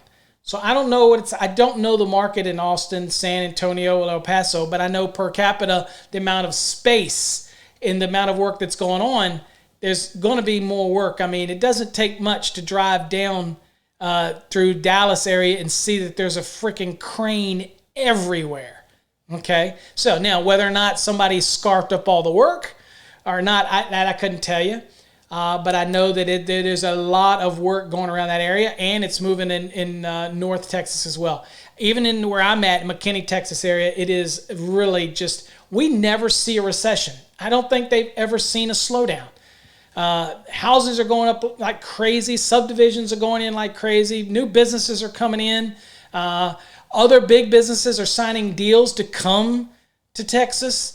So I know that it can slow down near the Houston area and areas down there. But up in the northern Texas, middle, central, northern, and that area, it's booming. Any difference in pay? I couldn't answer. You'd have to, I'm sure that there's going to be slight differences, and I can tell you how pay, even when I was back in Virginia, I went 100 miles or less north, and the pay was about 10% to 15% higher, just 100 miles north, because the cost of living was higher. So, yeah, Danny, Texas has been booming since the 80s. I'm telling you, I don't see a slowdown in sight. As a newfound Texan, I like to say I'm a Texan with Virginia roots. Okay, I grew up in the foothills of the Blue Ridge Mountains. So my father ran moonshine. That's not a lie. I didn't make that up. I did it for extra money. He was a car salesman too. Don't hold it against him. He passed away in 2014. So watch it. But there was a lot of things that our family did for extra money. So I'm just saying. So you can't take that country out of me. Mike, thank you for coming. Thank you for stumbling onto the show. Hopefully, interesting to hear how you found out about the show, different people, how they stumbled on it, how they found it.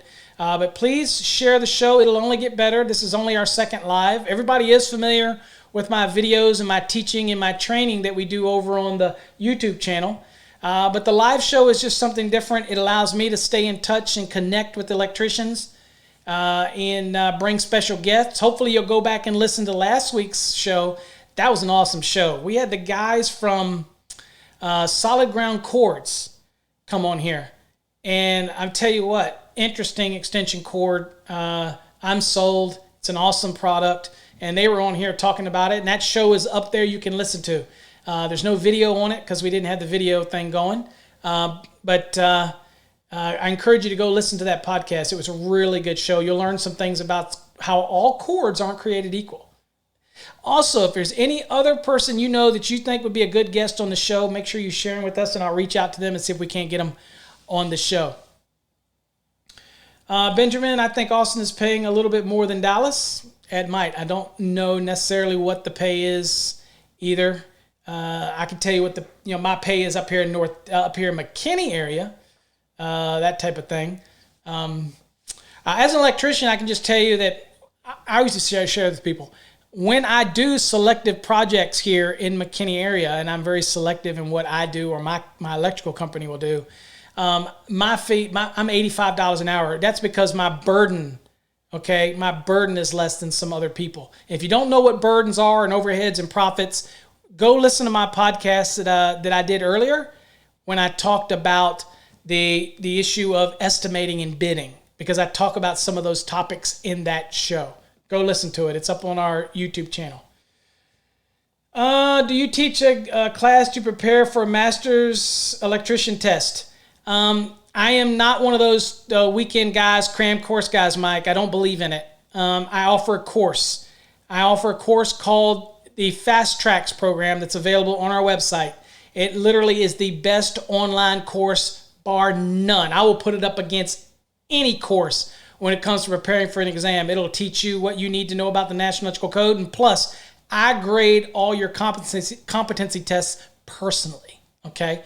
So, and it costs about the same as what you're going to pay or less than what you're going to pay in one of those crash courses, and you get access to it for 365 days, okay?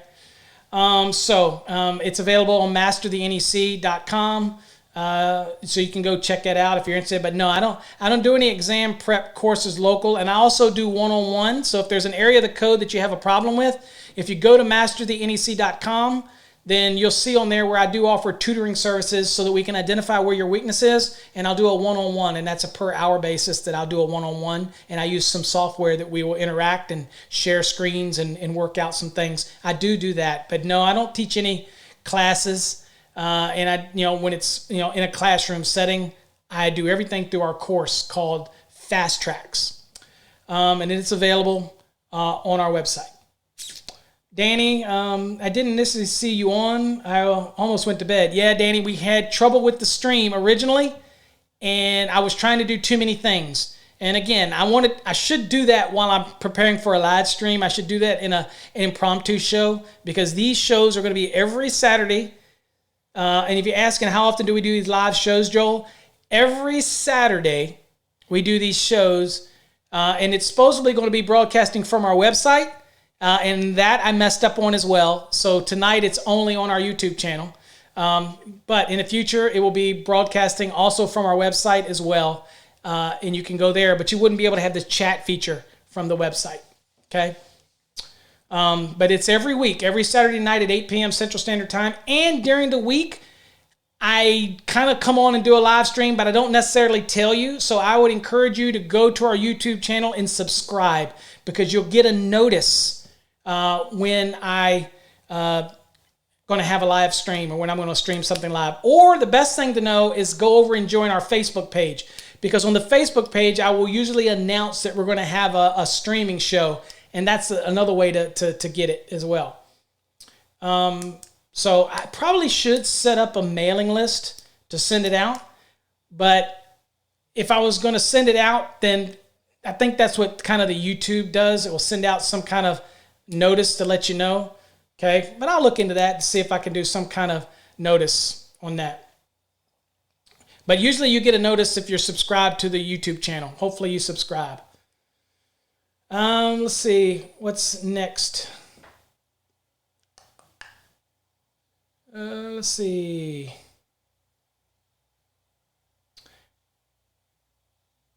Danny says, I need to get into your master's course. How long is the course? If you're talking about the Fast Tracks course, it is, people ask me, how long will it take to pass that course? Or to go through that course. You have access to that for 365 days. Okay, you have full time to do that.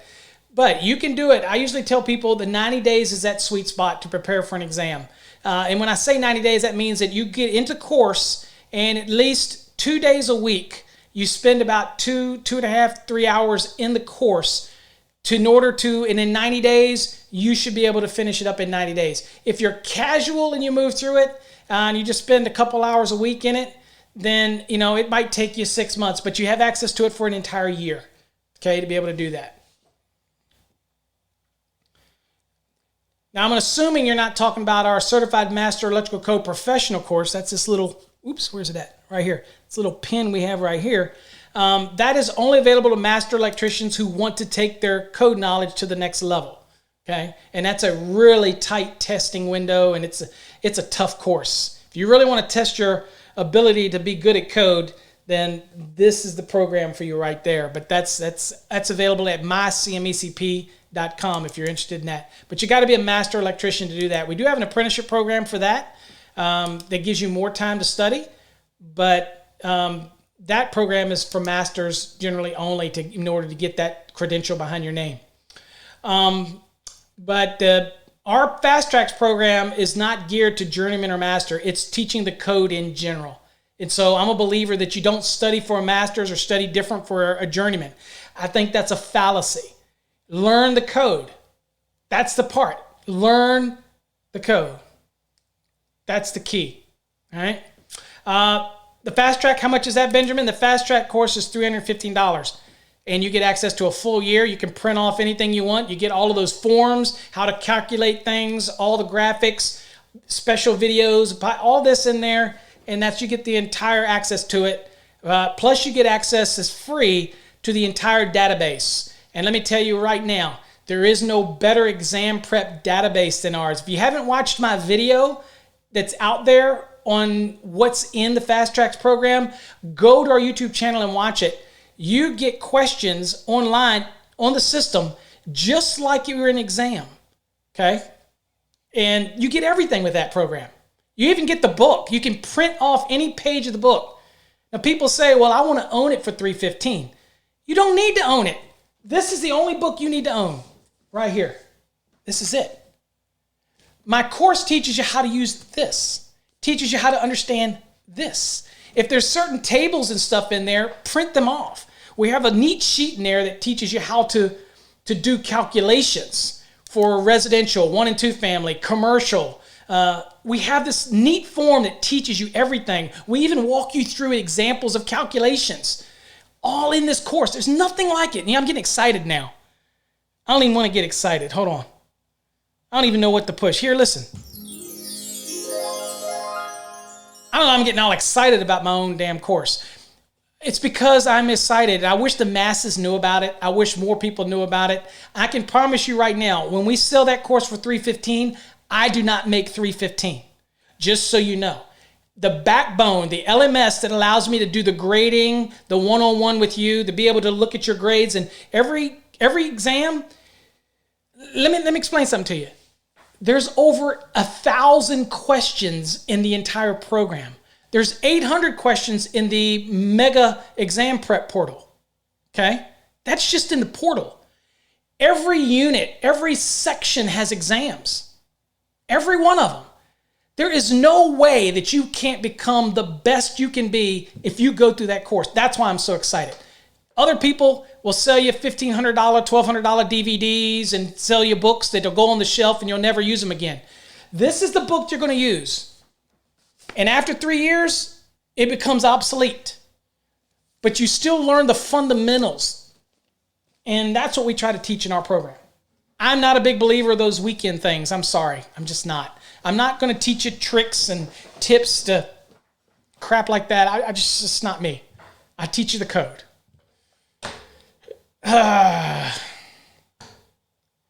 Let's see here. Oh, and another thing, I tell students, Muhammad, you have it. It's a lot of reading. It'll also play it to you if you want to listen.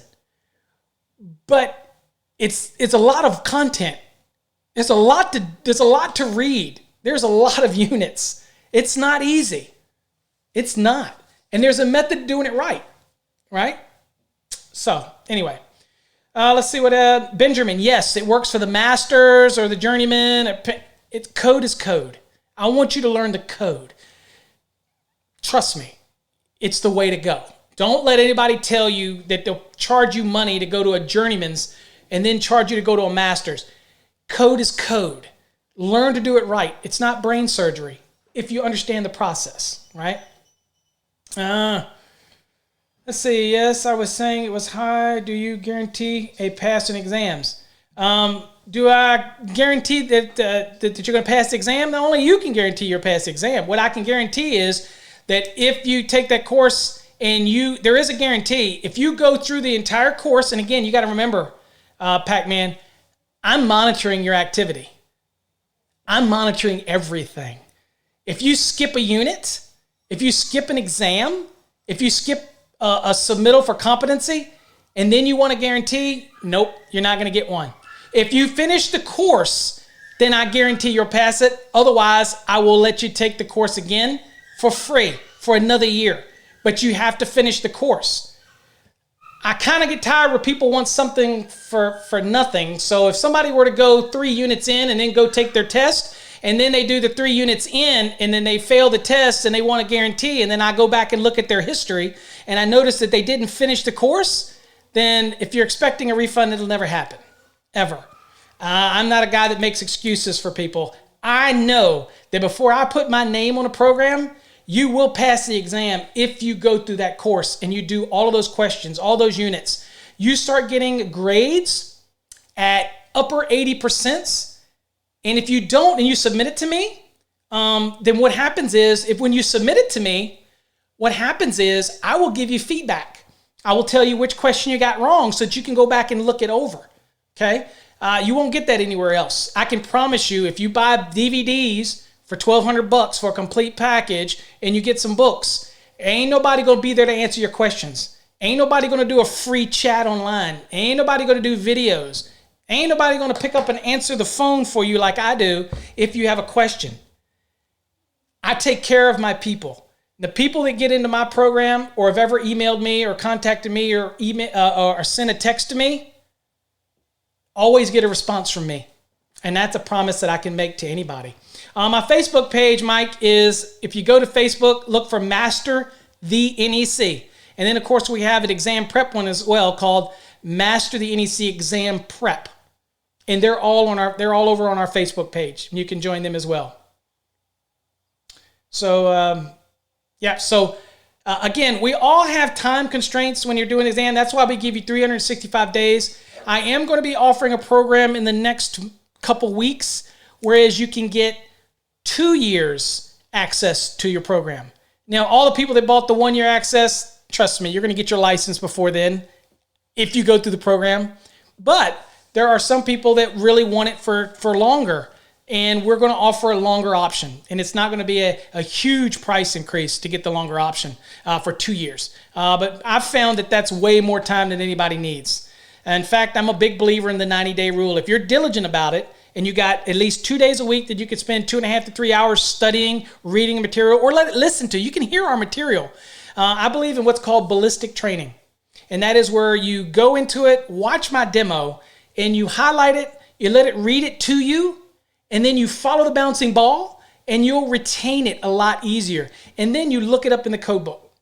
Okay, that's kind of my concept on how I do it. I am not one of those, I hate to say this, I am not one of those fake educators who teaches what's called surface code, where I teach you just the surface. I sometimes go way deeper than I should. And that's because I want you to learn it. I'm not trying to just sell books. Demetrio, again, I'm glad my videos, the free ones on YouTube, I'm glad you learned something out of those. Thank you, Danny. Appreciate that. What you like is I don't overwhelm you with unnecessary info. You teach what the person needs to learn, the basics, and how to navigate the NEC, and that is key. Absolutely. I try to teach all that type of thing. Okay. Pac-Man podcast. My podcast, there are, I guess you call it, there are podcasts embedded in the program. Absolutely. It's certain key areas. So in the program, when you get to a certain topic area, so let's say the first unit, for example, is understanding the NEC. I also input videos, and they're not always mine, on how to understand parallel series circuits, parallel and series circuits, voltage drop, all kinds of videos. At the right time, I will put them in there. Basic concepts, okay? And then when you get to calculations, I will embed a video. It keeps you from having to search for all my videos. I will put things at certain locations that are beneficial to you. And so, yes, I do embed them in there. That's what makes it my program and how I customize it, because I put certain things where you need to be in order to better learn it, okay? So, and I didn't want to get into where I'm stumping my program. There's plenty of programs out there. I am not a believer in that 24-hour or 48-hour crash course program type of things. That's just not my thing. But there's people out there that do that. And if that helps you past your exam, that's fine.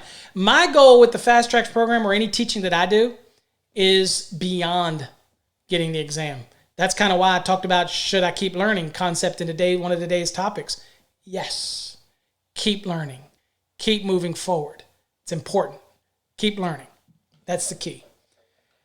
Any other questions? Boy, y'all got going there pretty good there for a while.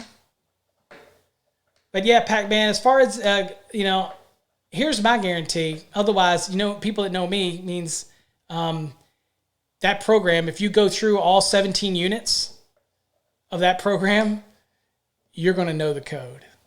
You're going to know the code. Now, I can't help it if you get in there and lock up and freeze.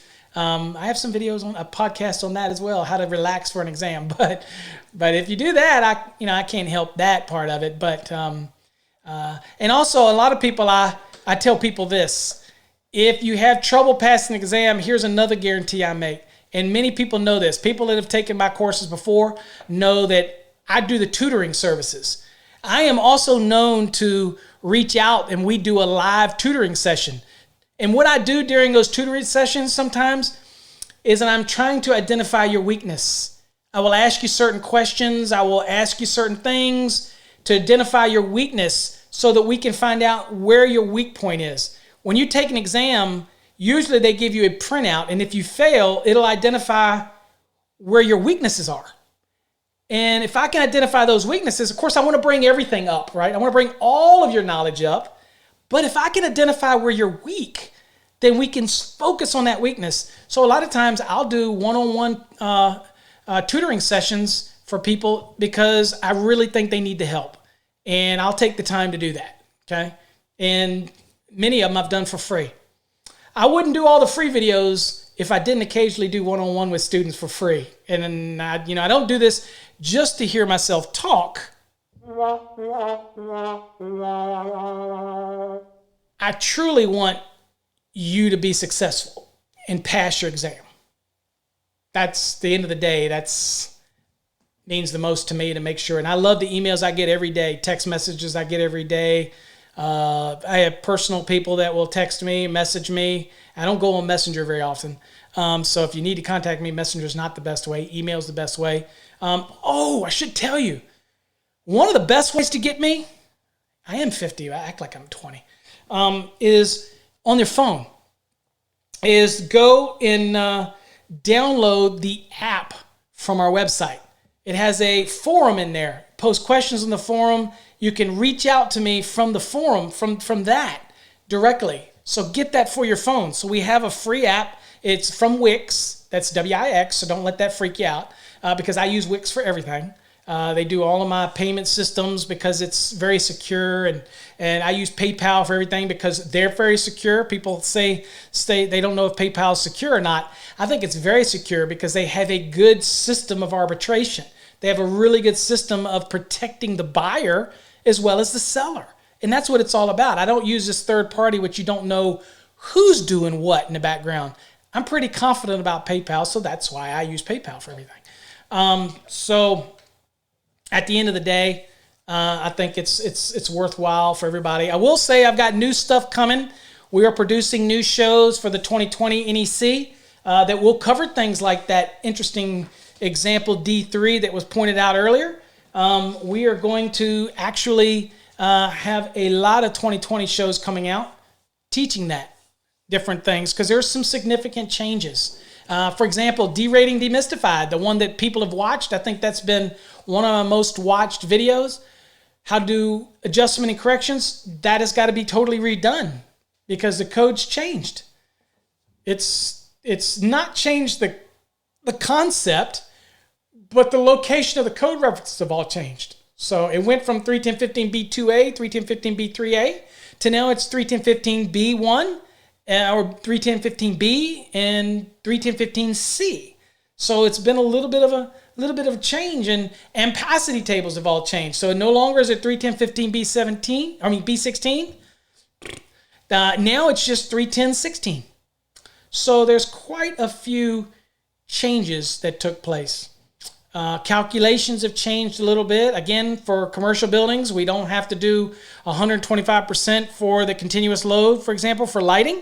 It's already figured in the general lighting, so we don't have to worry about that. All of the VA per square foot has changed, so that's a little different, been modified based on ASHRAE values, so that's a difference.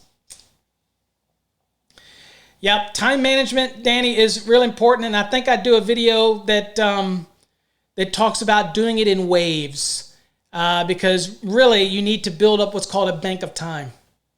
You need to answer the questions that you're pretty sure you know, that you could sit there and stare at forever, and you're still not going to change your mind. Mark those and move on, because if it's 2 minute a question and you did that one in 10 seconds, 15 seconds, 20 seconds, you're building up a bank of time. So you do it in waves. That's the easiest way to tackle an exam.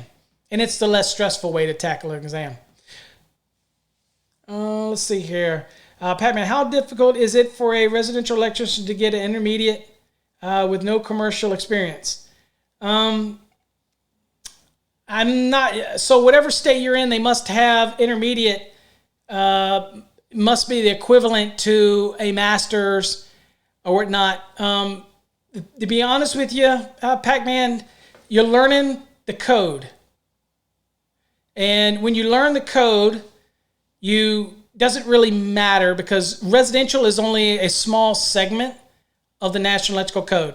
So you're going to spend a lot of time in residential in Chapter 2, 210, okay? 210.8, GFCI requirements. Of course, there's a 210.8A and B, and there's C, D, E, F. But you're going to spend a lot of time in 210 for receptacle spacing, placements, the general requirements in 210.52, all those type of things.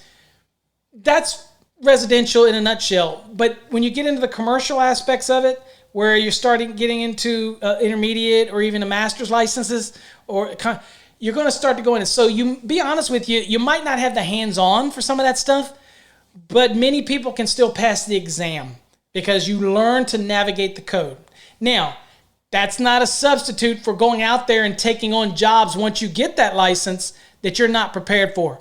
I have another podcast that talks about that, okay? Working beyond your means. Okay, just because you can doesn't mean you should. All right. I know guys that gotten a license. They got a contractor's license, commercial license, and then they took on a bigger commercial job, and they were like a fish out of water. They weren't prepared for it. Take off small bits, bite-sized pieces of contract work. Be very selective. I like to say be hungry, but don't be starving. Okay, take little pieces, little bits of projects, and learn from there. Okay. Yeah, Danny, I've been teaching that process of the waves since probably 2004 when I was the first podcast. So we're online before anybody else was doing them. I was doing them at a place called 1,000 Mics, and I would load them things up. And, people had to know where to go to get them. It wasn't like today. Caleb, California, land of Title 24. My condolences, Caleb. Yes, Title 24 does make things slightly more complicated. But you just get a Title 24, get a copy of it, and just learn to navigate it. You'll work through it. You'll get it. Danny. In 2020, no, the receptacle spacing's still the same, Danny. I tell people all the time, it's 6 feet from any opening, and then every 12 feet is so that no point along the floor line is more than 6 feet from a receptacle. So basically, if I have two receptacles 12 feet apart, I have one in the middle. As long as it's 6 feet to this one, 6 feet to that one, it's compliant. Can I have more than that? Absolutely. But that is the minimum requirement. Other than that, as far as receptacle spacing, not really significant. The only other change that we might see is additional clarification when it comes to meeting rooms and things like that. We had some clarifications, and it was one of the public inputs that I put in. But they kind of butchered that. But we still got some clarity now about spacing in kitchens. What else did we change? That's pretty much it. The islands and peninsular, those type of things have just been clarified a little bit. On the island, on the peninsula, you got to make sure you have to have at least one receptacle for the peninsula. Has to be within 12 inches of the end, so that's kind of a spacing thing. That's new. But other than that, not really a whole lot of real spacing issues for the 2020 when it comes to receptacle spacing. Any other questions we have? I often said that my shows would go 1 hour, but I keep on longer than that when they're the call-in shows, even though nobody's called in tonight. I go longer with those shows. When I have a scheduled guest, we try to stay on the hour to respect that guest's time, and we're going to have other guests coming on in the future. Hopefully we're going to get a guy that's an expert in estimating. He owns a company that teaches estimating, so we're going to have him on here, so I'll keep y'all aware of that. Always go to electricianlive.com and you'll see what's coming up in upcoming shows. That type of thing. Let's see here. Trev, the man. Can I use my 2017 code book on my exam, or do I need to take it with the 2020 code book? Nobody's updated to the 2020 yet, Trev. So most everybody is going to be either on the 2017, or in some states they're still on the 2014, like Oklahoma. It just depends. You need to check with the testing agency or whatever the state. And I have, again, if you want to find out what the requirements are for your state, if it's about the test, you need to go to psiexams.com and see if they administer the test in your area. Or you can go to those websites that I shared on another video that I did, or podcast, that talks about those resources on where to go and find out more about your what they require on that test. But nobody is on the 2020 yet. And I can tell you, Texas will be one of the first. But I think Massachusetts might be rapidly approaching here as well very soon. But you know what? It takes a while because we have to change the exams for that. Okay? We have to change the exams and add some 2020 questions on the exam. So look for that. Any other questions anybody might have on the stream? And again, I'm sorry, everybody, for the glitches that I had when you first started. You might have come in and Again, I was trying to do too many things. Eventually, I want this to go out on our YouTube channel and our website and on our Facebook page, but I screwed up, and that's why it's not streaming on our website, and that's why it's not streaming on Facebook. It's only on YouTube because I screwed up. I made a boo-boo. I messed up. Yep. Big old egg right here. So anyway, guys, man, I appreciate y'all hanging in here with me. You have any other questions while we're here? I'm in no hurry. So if you've got questions on code, or you got something you want to ask, or if I know the answer, I'll share it with you. If I don't know the answer, you want to ask about a program, you want to ask about the Certified Master Electrical Code Professional Program, you ask me whatever you want. Ask me any question. Nothing's off bounds. Just be clean about it.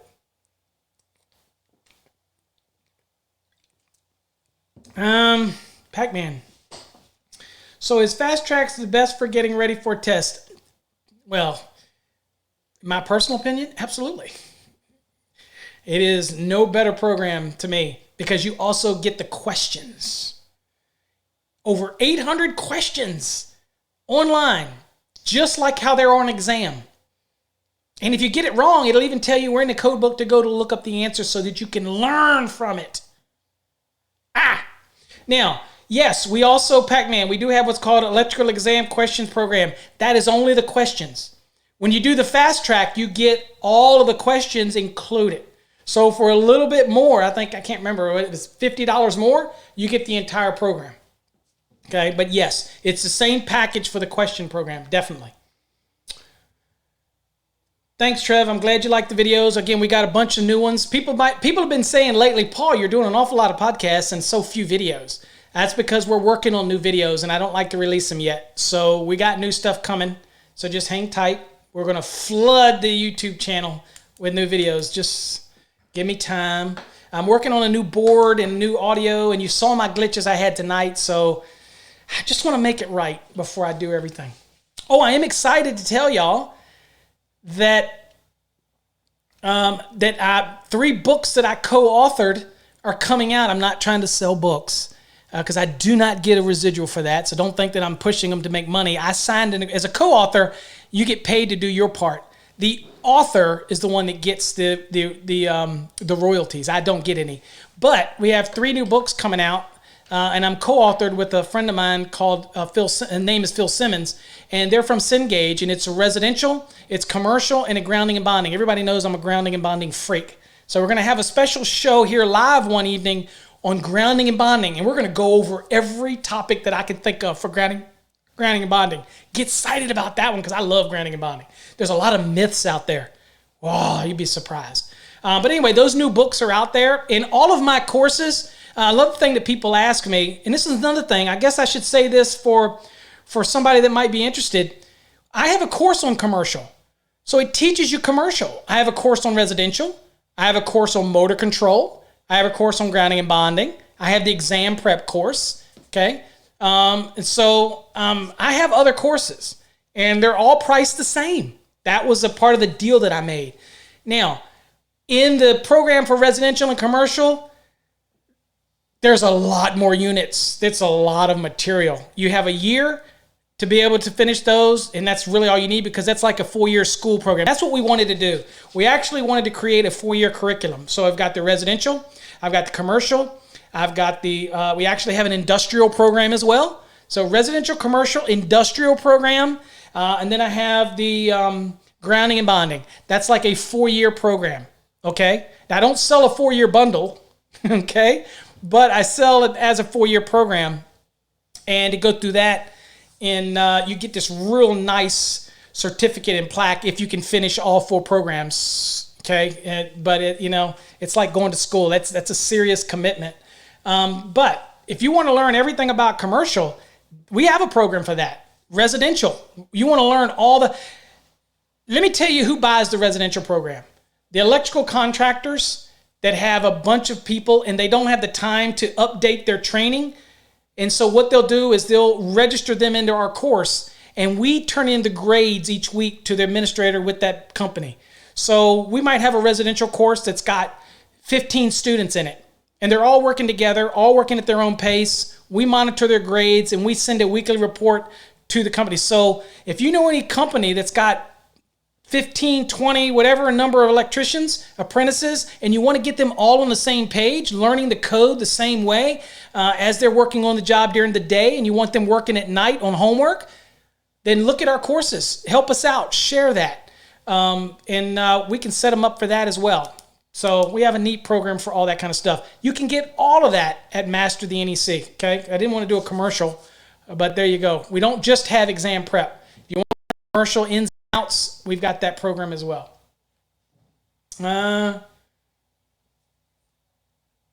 Caleb, you saw when you say commercial electrical industry, a lot of my videos are commercial.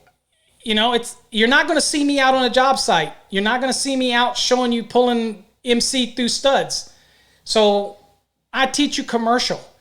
I teach you residential. I teach you code. That's what I do. If you want to see some of the commercial hands-on stuff, bending raceways, then I recommend going over to Electrician U. His name is Dustin Stelzer. He does a great job. He has a great video channel, Electrician U. I think it's electricianu.com. Go there and check that out. He has a lot of videos that has to do with that. I'm a code guy. So when I teach you adjustment and corrections, D-rating, all that kind of stuff, it applies to residential or commercial. So I don't differentiate between the two. But with that said, I don't want to let the cat out of the bag, Caleb. But this year, kind of towards, I haven't checked my schedule, but I think near April, we're going to actually teach lessons out of our course. Okay? And we're going to do that and teach some lessons for commercial, but it's going to be specific out of our course. Okay? So, let's see here. Danny, I'm trying to catch up here. I think looking up the questions as you go through the video and whatever helps info stick and learn. Yeah, and you know what? In our exam prep program, with any of our courses, we put things in brackets or little arrows. And when you're doing the course and you see that and you're reading it, that's a sign to look it up in the code. And we do that for a reason. So as you're going through any of the programs, you see these like I think they're like chevrons. That's when you're reading it, or whether it's reading it to you, you will crack open your code book, right? And you will follow along. That's the whole purpose. Keeps that that's why we read it. And if you watched my exam prep thing, it's interesting because if you highlight it and then you click the read out loud, it'll be like a bouncing ball, and you are actually reading it as it bounces, and we call that ballistic training. So you'll hear it, you see it, you're moving along, and you're reading it, all those things, and then when you get to those little chevrons, crack your code book open and look it up, okay? And to be honest with you, I'll give you a little tip. You ready? Every time it tells you to look up something, highlight in your code book. There's a good chance that it might be something on an exam, but you didn't hear that from me. Okay, because I don't want to get in trouble. All right, so what's next here? Caleb, are Mike Holt's older videos still relevant to today? If it's code, it's code. Relevant is a code changes every 3 years. Okay. Alex Lighting, question. When running parallel runs, do you run them close as possible, etc.? You have 12 raceways, 13 rows, 4 columns, and 8 sets. Which raceways would be empty? Whichever ones you want, Alex. Basically, when you're running, sounds to me like you're talking about a duck bank, if you're running a duck bank, or if you're just running raceways. The thing about parallels is that under 310, your parallels all have to be consistent. Your raceways have to be consistent. And again, it's hard to keep everything the same length. I get it. But you're required to keep all phase A's the same length, all phase B's the same, all phase C's the same, all raceways the same. So you want to run them together in close proximity in order to make sure that you're going to have everything the same. Okay? What's up, Junior Electrician? Thanks for joining. But you want to keep everything the same. So empty raceways, I would refer to those as spares if you're going to run spares, depending on how you're going to run those. Okay, I don't know if that answers your question, but again, close proximity, a lot has to do with the paralleling requirements. It sounds like you're paralleling. So you've got the different characteristics that have to be maintained, and that also applies to raceways as well. Yep, Caleb. Dustin's a great guy. He from time to time I chat with him. He calls me. He's right down the road in Austin, and he does a great channel, getting a great following, and a little different type of channel than me. There's certain things that I can't do that he can get away with, but most people know that I'm an educator and I'm fairly decently known through the industry. And I appear all over the country, and I represent a large manufacturer as well as their coding expert. And so I sit on a lot of committees, NFPA committees. I sit on UL committees, just so many, Canina, NEMA. So I have to carry myself a different way. So, I mean, doesn't mean anything wrong with that. I'm required to. I can't go too crazy, if you know what I'm saying. Frank, I'm not sure what that is. Still what? I'm not sure if there was a question. Maybe he didn't answer. Not sure. Not sure what the question was. Then you might be asking him, so, okay. So anyway, I don't know that I answered that question for you accurate out the way you might have wanted, Alex, except for we could go to the NEC and answer that question. For me, I would go to, let's see here. Sorry for the scrolling, folks, because now we're just playing around. And I like to play around. So we're going here to, oops. Went a little too far, I think. All right. So, oops. Did anybody ever say that I hate how, there you go. I hate how PDFs work on my screen. Okay, so paralleling, it seems like this is what you're asking. And let me see if I'm in the way. Let me move me out of the way. Here we go. I'll move me over here. All right, so paralleling, again, looks like that's what you're doing. But you also get down here, separate cables or raceways. It says, we're run in separate cables or raceways. The cables and raceways with conductors shall have the same number of conductors and same electrical characteristics.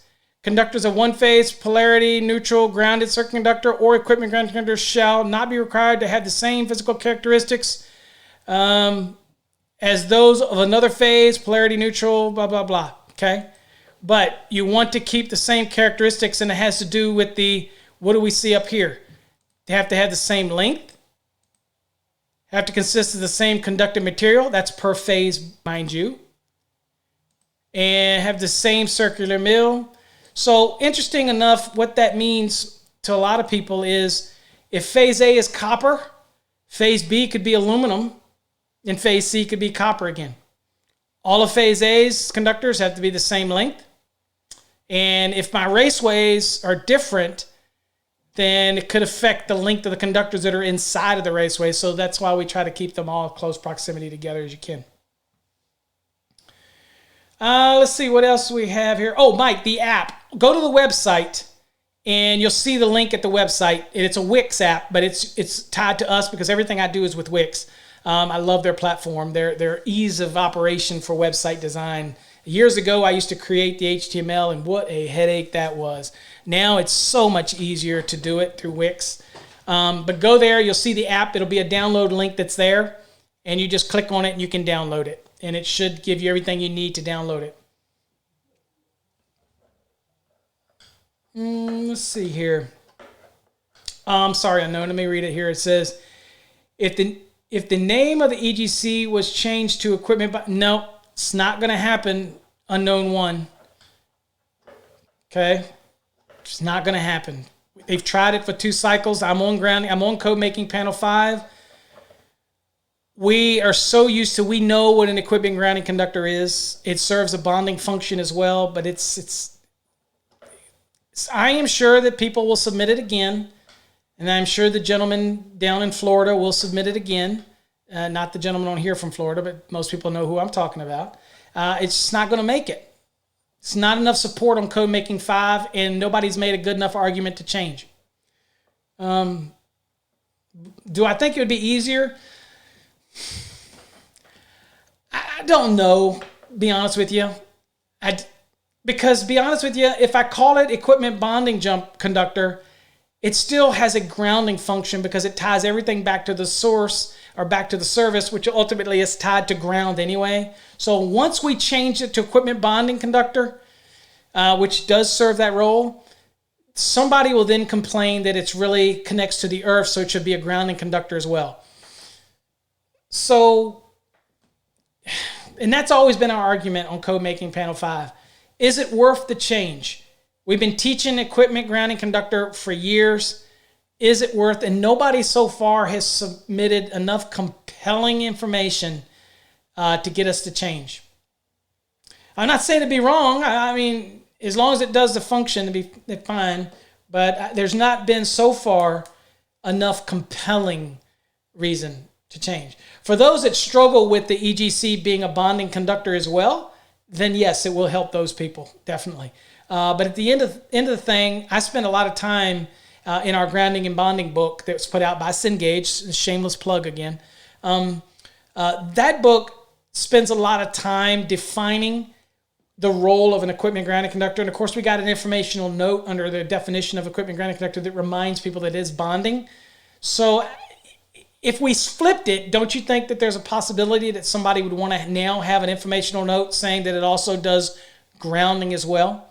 So bonding ties everything together, but grounding helps establish the reference point when we're doing measurements or stabilizes the voltage.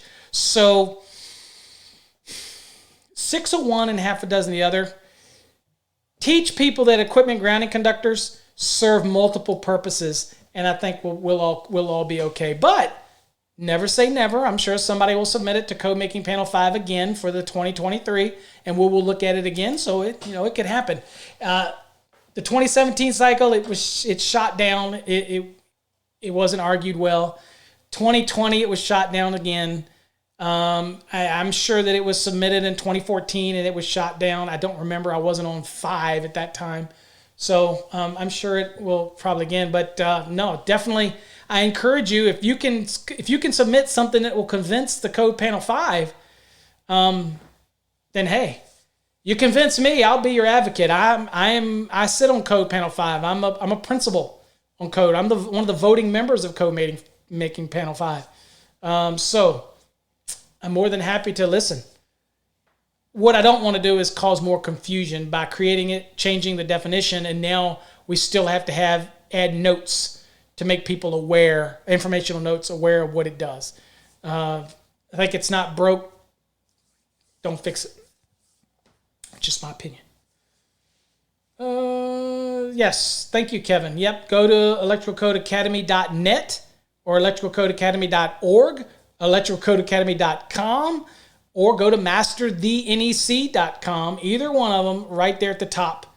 Boom, you can get it. Now, here's the other thing. If you want the app for Electrician Live, then go over to electricianlive.com and you can get the app there. There are 2 different apps. I should have probably said that. The Master the NEC is for those that are students, right? The Electrician Live is for those that want to stay in touch because of the show, right? So 2 different ones. They both can go on your phone. I've got all of them on mine, but it's 2 different things. Duct banks. In a project we ran 8 sets on the 2 top rows, but the EE for the project stated due to calculations, we must have the 4 middles as spares.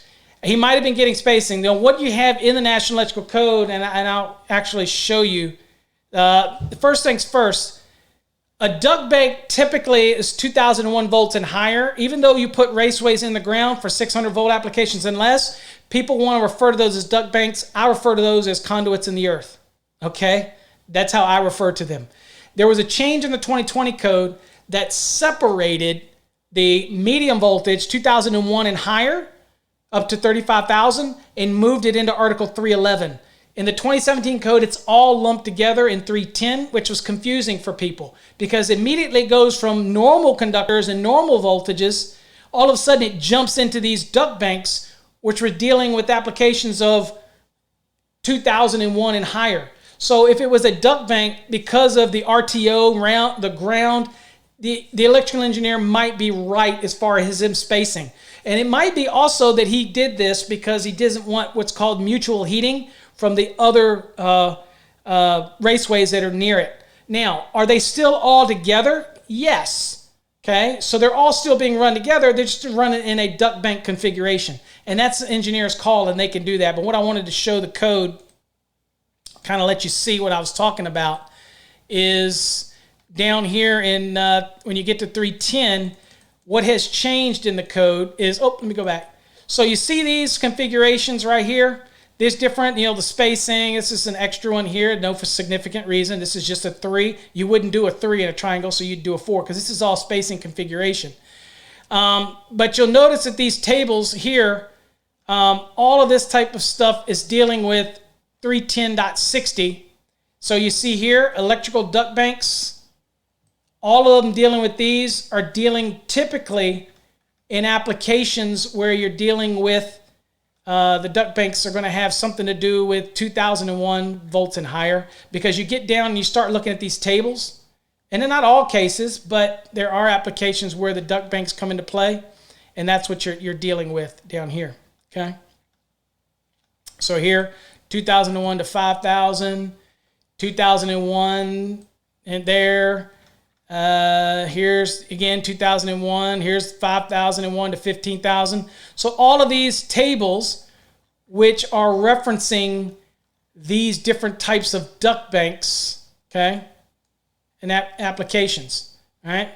So we made a clarity when it comes to the 2020 code, and we moved all of those duct banks into 311.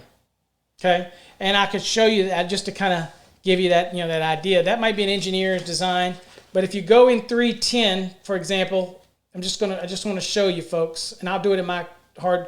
You see that it's not in here. You can't see, but when you get over to 311, and I should have brought it up on the screen. When you get to 311, here is where you start getting all of the extra stuff. And hold on, let me show you. So you got 311s dealing with medium voltage, and it talks about duct banks. And you've got all these tables, and let's see here, just kind of scrolling through all these tables. And then, of course, you've got God, you can't see that because of my studio lights. Configuration, anyway, take my word for it. In 311, all of that moved over to that. So basically, I've been teaching that for years, and people have been going, what? What? Paul, what are you talking about? Raceways underground are just raceways underground. Duct banks are usually something to do with, if there's spacing requirements and all that sizing, that's typically, in my opinion, that's 311, because that's a reference that the NEC gives you about duct banks. If you're installing them in the ground and you're putting them in stack format, then you're just doing that because you're trying to keep all the characteristics the same. And then when I do that, when I'm dealing with under 2,000 volts, notably 600 volt systems generally, then what I'm truly trying to do is take into account the ambient temperature that they might be installed in. And I do any adjustment and correction just like I would do any other time. Don't make it complicated. Okay, and that's why we moved it out of 310 into 311, so it could be specifically. You won't see a reference to all that in 310 anymore. Okay, so if an engineer is doing a regular 600 volt system, they're free to design the duct bank however they want to do that. Maybe they're sizing it or moving them towards the outside because they're worried about mutual heating from the others, bundling or number of current, whatever they're doing, that's their design. Okay? I don't know if I answered that for you, Alex, but there's a reason why we moved the configuration in the reference to duct banks into 311 and out of 310 for the 2020 code for clarity. Okay? I don't know if that answered your question or not.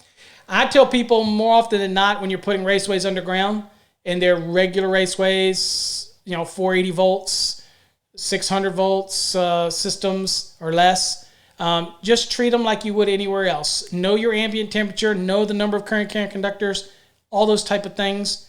So when he spaced them out, he could have really been doing it because of the number of current carrying conductors and spacing. They're still grouped together. They're still in the same setup, but they're spaced out a little bit. Okay? It could be the reason he did that.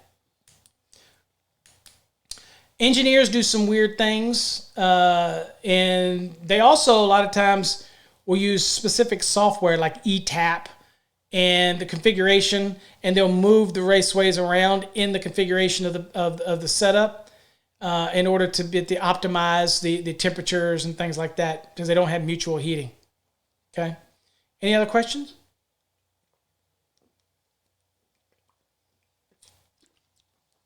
But yeah, you're welcome, Alex. And there was a distinct reason we moved those references to duct banks out of 310 for the 2020 for clarity. Just remember, if I run a bunch of raceways together above ground, the only difference is the ambient temperature that I'm running them in. Does it change when I run them in the ground? Now, when I'm running higher voltages, then there is a bigger concern. And usually that's done through a software, and that's going to optimize the placement in the software and the configuration designs for the figures that are inside of 311 in the 2020 code. In the 2017 code, it's 310.60. And then from there, that's where you start getting into the duct bank applications. Now, for 600 volts and you want to call them duct banks in the ground, that's fine. Call them whatever you want. I call them raceways in the ground. I keep it simple. So, I'm going to assume that the stream was going all right and everybody was able to stream it okay and everything's came out. Again, we had a little bit of a rough start, but I think that we're doing good. I don't know if anybody has subscribed to the channel that's not already subscribed. Please make sure you subscribe to get notices of when we go live or when we have our shows. Usually they'll also be streaming on our website. But again, I made a mistake tonight. I made a boo-boo. So it's not streaming on the website. That's my bad. Nobody else is bad. My bad. So, any rate, next time I will have it fixed. I promise you. Definitely promise. So if we don't have any other questions, I'm gonna sign off tonight, and hopefully you tell other people about it. Bring your questions in the future. Bring your topics, and share it with us. Again, remember, guys, you can call in if you want to talk. You can call in using Skype, or you can use our new phone number up there. That phone number will get you straight into the show. That's the only thing it does. You call it any other time, it won't do anything. It only comes into the show. So you'll be able to call in and chime in on a topic. We're always looking for special guests. If you know anybody that would be a good special guest on a show, don't ask me to invite an electrical educator who I don't get along with and people know who that is, because that ain't going to happen. But at the end of the day, I'm a big supporter of all kinds of educators, but anybody you want on a show, certain topic, certain product, I'd like to get some manufacturers on here, and I'd like to put them on the hot seat and ask them some serious questions. I like to do a show. I like a lot of things I want to do live streams with. I want to explain AFCIs a little better. I want to explain troubleshooting tips that I have for some of the things that I like to do when harmonics. There's a technique you can determine harmonics in a commercial system using an RMS clamp-on ammeter and then a non-RMS that you can tell whether or not you have harmonics and to what level. There's a formula. I want to teach all that good stuff coming up here. So that's why we started Electrician Live, to be able to do that. So the Master of the NEC is still going to continue, but that's going to be more educational, even though we're sharing all these streams on that right now. We had to do that simply because of the following that we have for Master of the NEC. I also encourage you all to go over and subscribe to our Electrician Live YouTube channel. Once we get a certain number of members, then I can transition our Electrician Live to that platform. Right now, it's not enough, so I need your support, and go over and subscribe to our Electrician Live platform. It's on YouTube. Just search for Electrician Live, or I think on my channel there's actually a link that you can click on it. Okay. Armando, appreciate it. You're most welcome. I enjoy helping out. AFCI's info would be great, and troubleshooting for sure. Absolutely. I've learned a few things in 30 plus years of having to be a troubleshooter for a lot of people that couldn't figure stuff out. I still get those calls today.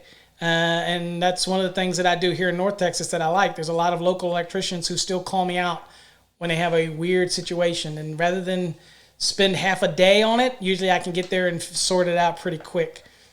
I used to teach courses on meters and using meters and things like that. Okay. Hurricane clips are useless. Well, okay, Raymond. Well, you want to know the story then? I'm going to tell you. Hurricane clips, I'm assuming, again, universally, it's the clips on the luminaires to hold them down to a suspended ceiling. There's a reason for they're there. And I'll ask you, or anybody else, can you answer me why you think the hurricane clips are there on the luminaire? And I'll answer the question for Raymond, or give Raymond my opinion. Anybody know? Let's confirm, Raymond, you're talking about the clips that come, many of the troffers or the fluorescents that go into drop ceiling. They have the little hurricane clips that hook them to the grid, right? Is that what you're referring to?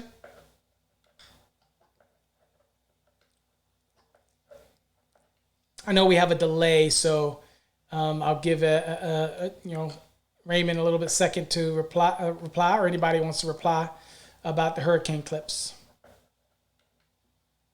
Now, Raymond, whether they're useless or not, whether they work or not, might be true, and some of them are better than others, I can promise you, you're right. But there is a distinct reason why we have them. Absolutely. But even more so, the reason that people refer to them as hurricane clips is because they could probably be also referred to as probably here's a better term that maybe I'll coin a phrase and you all will start using it. Earthquake clips. So most of the time, I guess hurricanes go everywhere. Earthquake is very specific, I guess, to wherever they have earthquake, or seismic. Maybe we call them seismic clips. So what you don't want to happen is that the problem is if you're going to have the actual grid support the luminaire, then if it's supporting luminaire and something shifts or earthquake happens or hurricane or something's moving, then it is a possibility that it can turn and fall out of the ceiling. It puts stress on the wiring, could fall onto somebody. So it's there for a reason. Although, one, the grid has to be designed to support luminaires. Okay? Now, the code says that if it's designed and the grid is going to actually support the luminaire, and it's designed for it, and most grids are, then I have to secure it to the grid, whether it's a rivet or hurricane clips, if you will, and I have to do that. But I could independently, the code allows me to independently support those luminaires from the ceiling. So I could have at four corners, I could have a luminaire that is independently supported, and it is not being supported by the grid, and that's required. A lot of people like that method. If that's the case, then if the grid moves or shakes, the luminaire is not falling out of the grid. Okay? So they're there to serve a purpose. Another reason that many people don't understand is this, is when a fire department goes into a building and there's a fire, they start pulling down the suspended ceiling because they don't want it to collapse onto anybody that's working there. If the luminaires were just sitting in the grid and they pulled it down, then they could arbitrarily fall out and fall onto somebody or whatnot. So when they pull the grid down, they want to pull the luminaire down with it, okay, and try to rip it down with it. Now, of course, there is wiring on that, but the chances are it's going to come down with good force. That's their concept. So that's another reason why they do that. Okay. The code allows either way, whether you independently support them, it allows you to support it to the grid. But if you use the grid to support a luminaire, you got to secure that luminaire to the grid. Okay. And the grid has to be designed for it, and it has to be secured at the perimeters. So it has to be really a fixed type of grid. You got to check with the manufacturer of the grid. Most of them allow luminaires to be placed in it anyway. But Raymond, some of them are worthless. Really, they don't really do a whole lot. Some of you just bend out and that's it. But it's designed to hold it there. And that's the only really purpose there. And another reason I can tell you right now is all the grid people are not always the best. I'm just saying.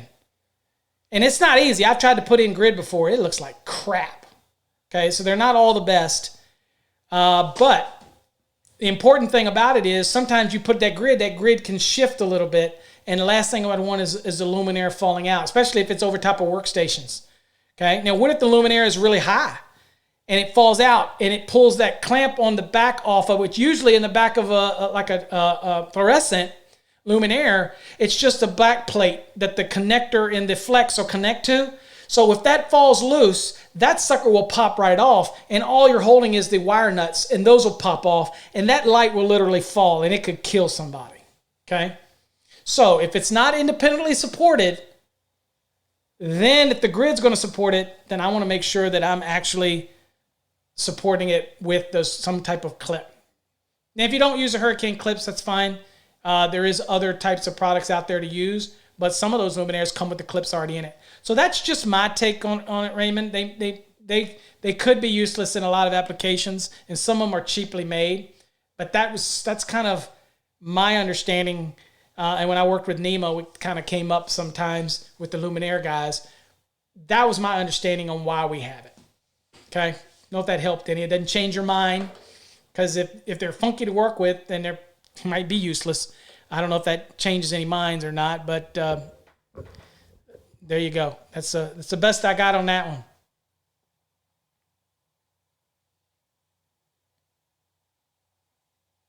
Yeah, so Danny, also to remind people that the luminaires that are supporting it, the actual for luminaires, if you're going to support it by the wires, they have to be separate. They can't also be grid wires. I mean, it goes without saying.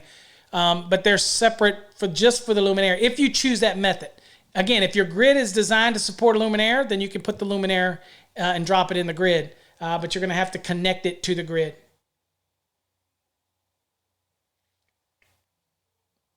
So, any other questions on that? But thank you, Raymond, for that. Appreciate it. I love the questions. So I got one before we go. I'll give y'all guys a question, see who answers this. And again, if you're coming in late and you want stickers, I mentioned it earlier in the show. Send me an email at info at masterthenec.com. Okay? And send it to me. And in the subject area, put I want my stickers.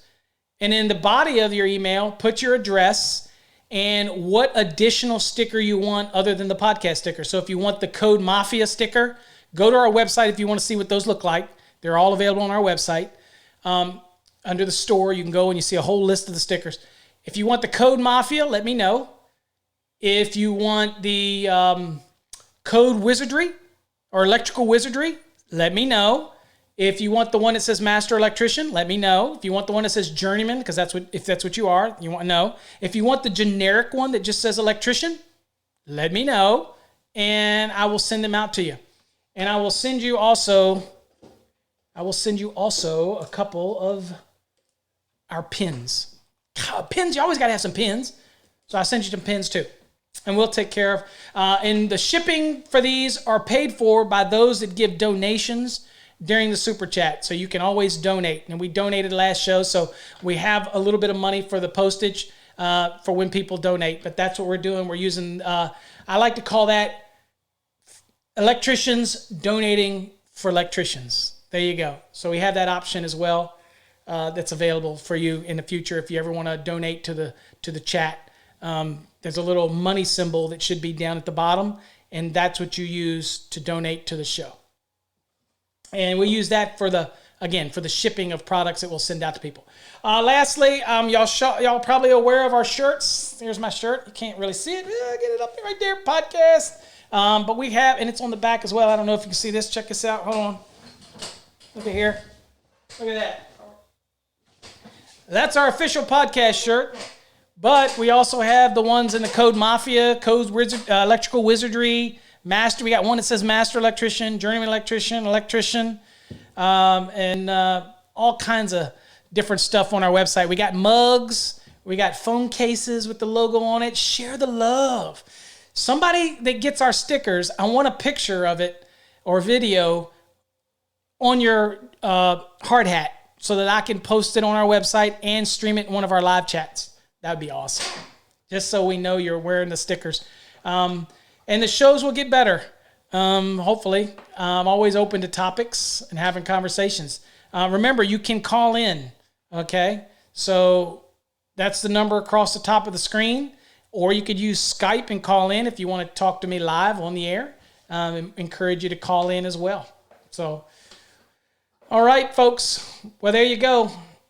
I've answered about as many questions as I can. Oh, also, write your questions down. Bring them each week. We have these live shows. Bring them. I do have topics to go over, but I talk about just about anything. So, anything that you might want to talk about. Stay tuned for some great shows that are going to come up with running your business. I'm also going to have a show on marketing. I have literally probably done everything there is to do as an electrical contractor through the years for marketing. I get questions all the time about Angie's List, Home Advisor. Should my company do those home warranty things? I've done it. I know the goods and the bads. Well, 2 of them I did it just to see what they were like because I wrote an article on it. But I've messed with them. And I want to share those experiences with you. Okay? Let's see here. Can GFCI receptacles be used to replace all home receptacles? Well, when you say all, you can use GFCI anywhere you want. So 210.8 tells you where you got to have it. And then through the code, there's different requirements like swimming pool area, all those type of things that talk about where the GFCIs need to go, right? But could I use a GFCI on every receptacle, or at least the first one in my string? So if I wanted to put a GFCI at the first one in my home runs and then hit all the other, yes, I wouldn't put GFCI in every one. That's a waste of money.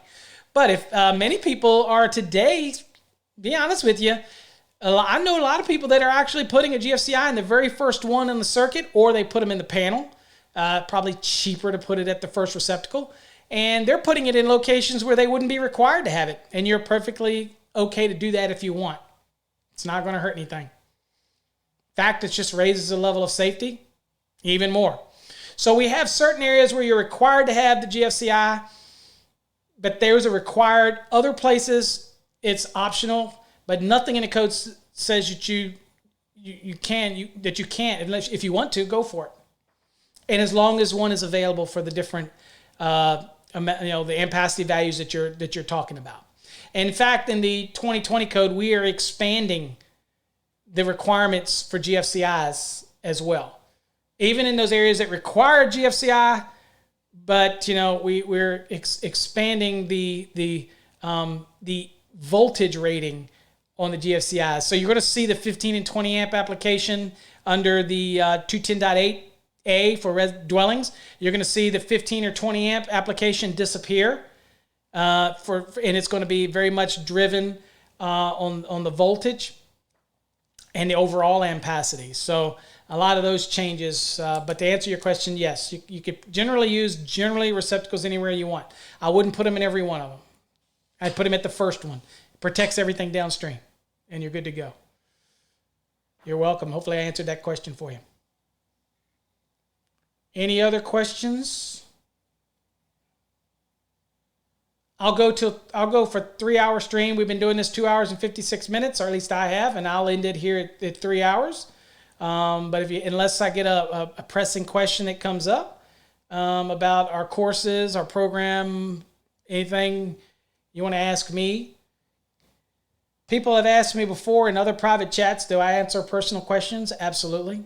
Again, we just finished 3 books, so people ask where I get the time, but my wife will tell you I'm very much head into the business. Sadly, you can't get that back, the time you lose, but she knows this is what I do. And for all of you out there that thank me, really you need to thank my wife, because she allows me to do all this.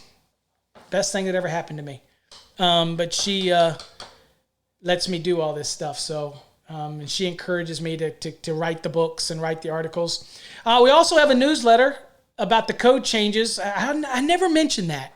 We have a newsletter that's a subscription-based newsletter that's available on our website on masterthenec.com that I talk about every month. I send out the newsletter. It's not free. You have to pay for the newsletter. But I talk about anywhere between 5 to 7 code changes, and we're working from the very beginning all the way through the end. So it's a progressive process, and I've done 6 episodes so far. So we're all the way up into 230 right now doing services. So you can subscribe to that if you're interested in the changes to 2020. You can take all the episodes, and it's almost like you're getting a book when it's all done, because that with the subscription is really going to be a book at the end. I signed a deal with King Royal Publishing, and I get to sell the monthly subscription. And then once at the end of the contract, they're going to put it together in a book to publish, and they're going to charge for the book. So they get the rights to the book when we're done. I get the rights to the issues that I write now. So that's available on our website. If you're interested in 2020 changes, it is out there, and you can subscribe to it. If you subscribe now, I'll send you all the back issues. Okay, so you have all the back, so you actually get more than a year, because you're going to get all the ones that up to this point, that type of thing. Anyway, question. Danny says, I was wondering why bathrooms haven't been added to ASCI requirements unless it changed in the 2020. Well, it actually, if you look in the 2020, Danny,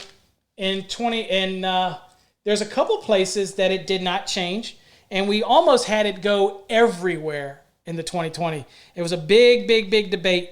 But if you look in the actual 210.12, you'll see here, and I'm going to read it to you, is that it says kitchens, family rooms, dining rooms, living rooms, parlors, libraries, dens, bedrooms, sunrooms, recreation rooms, closets, hallways, laundry areas, and similar rooms or areas shall be protected by any of the following means, and it blah, blah, blah, blah, blah, blah, blah, down the list. So there was an effort to do that, Danny, and it actually did. It got shot down at the last minute at the NITMAMS. The NITMAMS is the notice of intent for motion. Notice of intent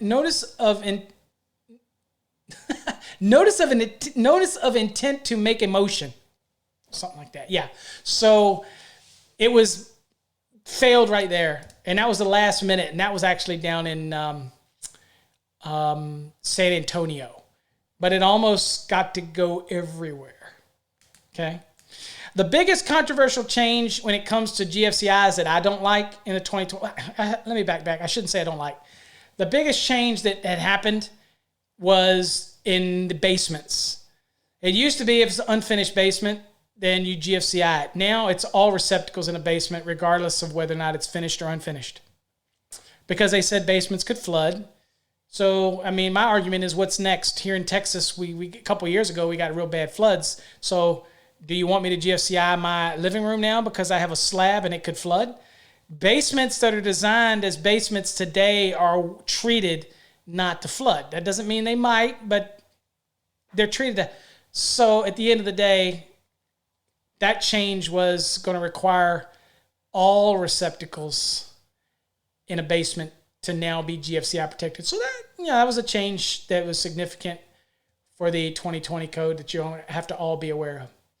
There's a couple other big changes when it comes to services and The 6 disconnect rule change. Again, you can't have a main panel with 6 breakers in it anymore.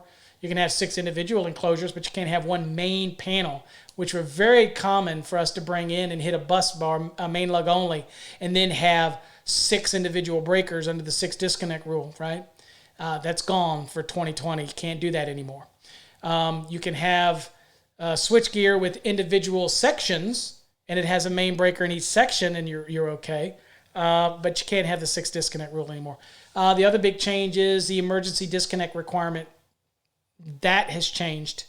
And now you have to have the emergency disconnect outside. Okay. Now it might be an outside NEMA 3R panel with the main breaker anyway. That could serve both as emergency disconnect and your overcurrent service disconnection mean and overcurrent device. It could. But the code does give you other options to have a meter disconnect serves that emergency disconnect. Or it might allow some other type of disconnect that is SUSE rated, that's suitable for use as service equipment, could be out there as well. So you have some more options now, but now you're going to have to, in the 2020, got to have an emergency disconnect. That only applies to 1 and 2 family dwellings, by the way, not a commercial building. Okay. I think that's it. I'm not seeing any other questions, anything else on here. I thank you all for coming and chiming in to the show. Hopefully you got something out of it. You enjoyed it. Didn't think it was a colossal waste of your time. Hopefully you got something out of it. I appreciate you all for taking the time to come and do this with me. So I guess without further ado, we're going to go on and end this stream. But again, thank you all, and I appreciate you all very, very much. Till next time, folks, stay safe. God bless.